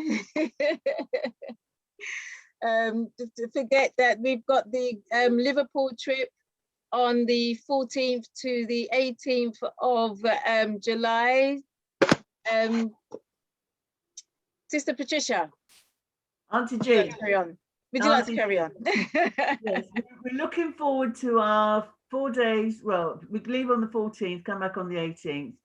A trip of a lifetime, as Galactic Clyde has promoted it. In fact, Galactic Clyde is the person for you to contact if you would like to attend. The closing date was the 1st. The closing date is already gone. Anybody contact me, I'm gonna say it's all over. But anyway, we could make an exception, but it's gotta be urgent. Yeah, it's gotta be quick. It's gotta be quick. Next week, not the 14th, not the 13th, not the 12th. You know, if anybody really wants to go, I think we may have one or two more positions, Auntie Jean? That's about it. I think there's one, maybe two, but we don't have time. Yeah. Okay. Yeah, we don't have time to think so. Yeah, looking forward to some time in Liverpool, making connections with members of the Garvey Management Committee who are located in Liverpool. We will be visiting the International Slave Museum in Liverpool. We will have the privilege of meeting somebody called Chief Angus, who was one of the individuals involved in the development of the project of the International Slave Museum in Liverpool. We will also be meeting with a doctor, his name escapes me at the moment, but somebody who Ray or Roy, Dr. Ray something. Historian. Rebella. No, but Rebella, is it? No. No. Ray Costello or something like that, is it? Yes. And you got it, Auntie. Anyana's on the platform, but she may be sleeping. Who is a historian, and he will take us on a tour behind the scenes. So we'll. Sorry, Sister Patricia. Hi, my love. You awake? Yeah. Can I just kind of get rid of that joke, because it's this sleepy business. I'm a bit perturbed. Yeah, right. I know you're not I'm sleeping. sorry. I It know has you're to not be sleeping, said. Daniela. No, but it's you know what we're dealing with, the seven dwarfs. No, So it's if I'm late. sleepy, It's wait, late. It's if late. I'm sleepy, who's dozy? So let's just leave it at that. So no, I'm here now. The gentleman you want to talk about is Ray Costello. Ray Costello. Do you want to speak any say any more? No, that'll do. Thanks. You Yeah, sure? Ray Costello. He's the local historian, and yeah, because I think Auntie Jean was adding to the other things as well that was going to be experienced while we were there. Yes, well, we'll have a transport to take us around.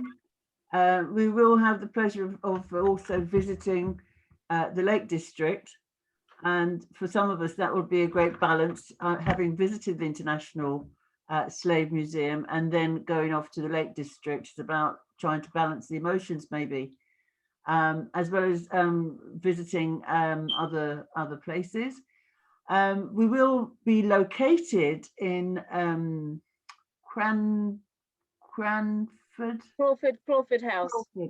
House, and we will be doing a live link of the Garvey village from Liverpool on the Friday of the 16th. We will also be interviewing Chief Angus, and hopefully people here on the platform will tune in and get an idea of the history of the International Slave Museum and how life is in Liverpool. Yeah, leave it there. Thank you. Thank you. And for those Don't forget latecomers, Barry Chang. Don't forget Barry Chang. yeah, Barry Chang, our own very own carbonated beekeeper, who resides in Liverpool, and so yes, we'll be interviewing and meeting with Barry Chang, who, if you look him up, is a beekeeper that's, I think he's a bee whisperer. He's known as a bee whisperer, and he actually deals with the bees without any protective gear. So he's at one with the bees, so to speak. So that's our trip to Liverpool, and that's from the Wednesday, the 14th of July till the 18th of July, and just a couple, if that, spaces available. It's £300 for your bed, your board, and also your travel. So that's your travel to Liverpool and also your travel around Liverpool. So you get in contact with Galactic Clyde for that. Galactic Clyde, do you like to give your telephone number? It's 07961. Take your time. Take your time. 07961. Right. 476 356. Again, yes. 07961. At least reruns with it. The 07961, yeah. Some people might be writing. It's 07. But say it how you're going to write it. 07961 476 356. Right. Okay. Thank you. We're not making a joke, but we're making a joke. Anybody have arthritis and wish to get cured with the arthritis, we can introduce you to some bees. Just kidding. Apparently the joke is that bee stings apparently are good for arthritis. So you got the volunteer now, Auntie Jean. Yeah. It's nice to have a laugh, isn't it? That is so true. That is so true. Also like to remind you that the Auntie Jean's African Culture Market is back on Sunday between 7 and 11. And we have brother allegedly Dave is coming back, and also we have our sister Seven. So if you'd like to join us between 7 and 11, I will give out the email, or you see it on the WhatsApp, or you see it on the Facebook. I'd like to say a big thank you to everybody listening from Black Culture Radio. Thank you for joining us, because I feel there's quite a few people around the world listening on Black Culture Radio. Big thank you to our very own Dr. Lyndon Waters, and an even massive thank you to our Queen Jasmine. Thank you so much, such an inspiration to hear your story. And your story's just begun. That's the thing. Your story's just begun. So it'd be great to have you back to see how even further you've got and what more you've achieved later on. So young Queen Jasmine, thank you so much. Thank you. And last but not least, our brother Jammers, always giving us the wordology, giving us the breakdown of the words and making things seem a lot more clearer than what we are used to. And because all of our words, what we say, are actually spells. So he helps to break that notion of that us putting spells on ourselves. So everybody else, I thank you for joining us.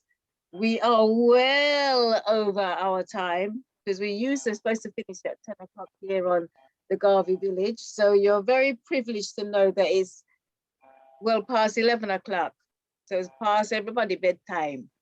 So just a final reminder for people to contact the African Emancipation Reparations Committee if they want to get involved in the 1st of August lockdown of Brixton on the 1st of August from 10 till 8. There are requirements such as stewards, first aiders and security people required. And if you want stalls, then you need to contact Auntie Jean. I don't have the number at hand, so I'm sorry. So, but maybe Jean, you've got it, have you? Well, for my number. Well, if you give your number. No, I don't know my number. For the stalls. Yeah. So if you do require a stall, just get in contact with me on 07961 886 032. I shall repeat 07961 886 032. So that's if you want any information about the Garvey Village, Auntie Jean's African Culture Market, or the reparations stalls for the 1st of Messiah, which is the 1st of August. And it falls on a Sunday. So that Sunday, we won't have an Auntie Jean's African Culture Market, but yeah, we're missing that day. But anyway, we're looking forward to seeing you this week, Sunday. Voice is going. Looking forward to seeing you this week, Sunday. And thank you for joining us this evening. Have a good night, everyone. Tell about the Pan-African sports, African Sports and Cultural Day on the 10th. You don't want to let go, do you? Yeah. Well, I have the number for that. Please, and let us know what's happening on the 10th of July, which is next week, Saturday. Yeah, on the 10th of July, there's a sports day for the supplementary schools. I think there's about 4 supplementary schools who will be gathering together in Battersea Park, at the track at Battersea Park, which is on the East Carriage Drive, Battersea Park, SC11, 4NJ. The entrance is Chelsea Bridge, south side of the river. 10:30 to 5, sorry, and it's inquiries for stalls 07594 548 963. So it's or 07956 166 645. If you're interested. What's the day about? The day is Pan-African Sports and Cultural Day for the supplementary schools for our youth. And adults will be able to take part in sporting events, I would imagine. So contact those numbers if you're interested in participating or volunteering. It is our children, and we always say our children are our future, so let's go and support them. Hopefully there will be drummers and food and stalls, etc. But you can get more information if you contact the people who are organising. Yeah, we'll just repeat the numbers again. Well, the stall inquiries 07594 548 963 or 07956 166 645. I think this is the third or fourth year. Yes, I think it's something like that. Yeah, I remember running in the running in one of those. I think it's the first year, and I came third. Well done, well done. But I nearly collapsed because I didn't warm up, so my legs went to jelly when I first started running. So I must have looked really funny. But anyway. Well, we're supposed to be good at sports, aren't we? So it'd be good if, for us to check out how our standard, our level now. You know, now we haven't done it for years. So make sure you warm up if you want to run. You need to warm up before you go. That was my mistake. I just Auntie Jean, that's a challenge. Auntie Jean, you witness that challenge that Patricia is making. Make sure you warm up. It's challenging you, Auntie Jean. I want to be there for that challenge. No, I'll be a spectator that day. I would imagine there'll be lots of games for grandparents. Yeah. Yeah. I'll enter the grandparents. Okay, well, thank you all for attending. Wonderful to see you all. Thank you for your support and all those people who've donated to the Garvey Village. Tell your friends about us. We hope to have our premises, you know, looking forward to having our premises soon. So, you know, keep supporting us. Give thanks and good night. Yes, good night. For true this time. No, you haven't got nothing ace up your sleeve or anything like that. It's just Patricia, no? No. Okay. No, one more thing. No, Clyde had the ace. Okay, what is it? Yeah, the newsletter. Did you mention the newsletter? Oh no, I didn't. You can. Okay, we have the newsletter coming out every Friday. I don't know if everybody's getting or anybody's getting the newsletter, but if you're not in the Garvey Village WhatsApp, it's posted there on the Fridays or Auntie Jean Market. I don't know if you send it over as yet, but it should be there by now in the morning. Yeah. If you need to get the newsletter, you can use the same link or the same phone number. Just send a text and says, "Send me the newsletter, no man." And we'll get it over to you. Yeah, the newsletter is already in the African Culture Markets WhatsApp group because Blessings puts it in herself. But yeah, if you want to join the Garvey Village WhatsApp group or the African Culture Market WhatsApp group, just give us a call on the number that I said before, which is 07961 886 All right, and I thank you and good night. Auntie Jean, thank you, Auntie Jean. One more thing.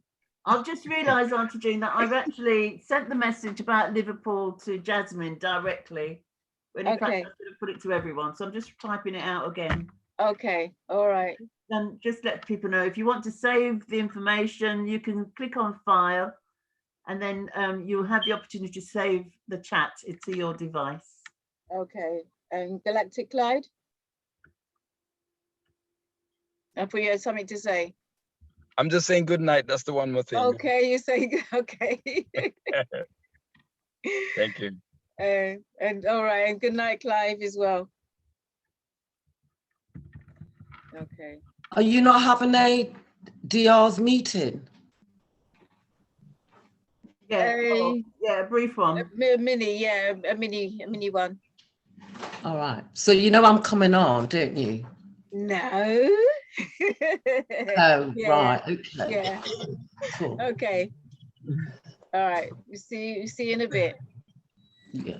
See you in a bit. All right. Good night, everyone. Thank you for joining us. I forgot to come up on Facebook. Good night on Facebook.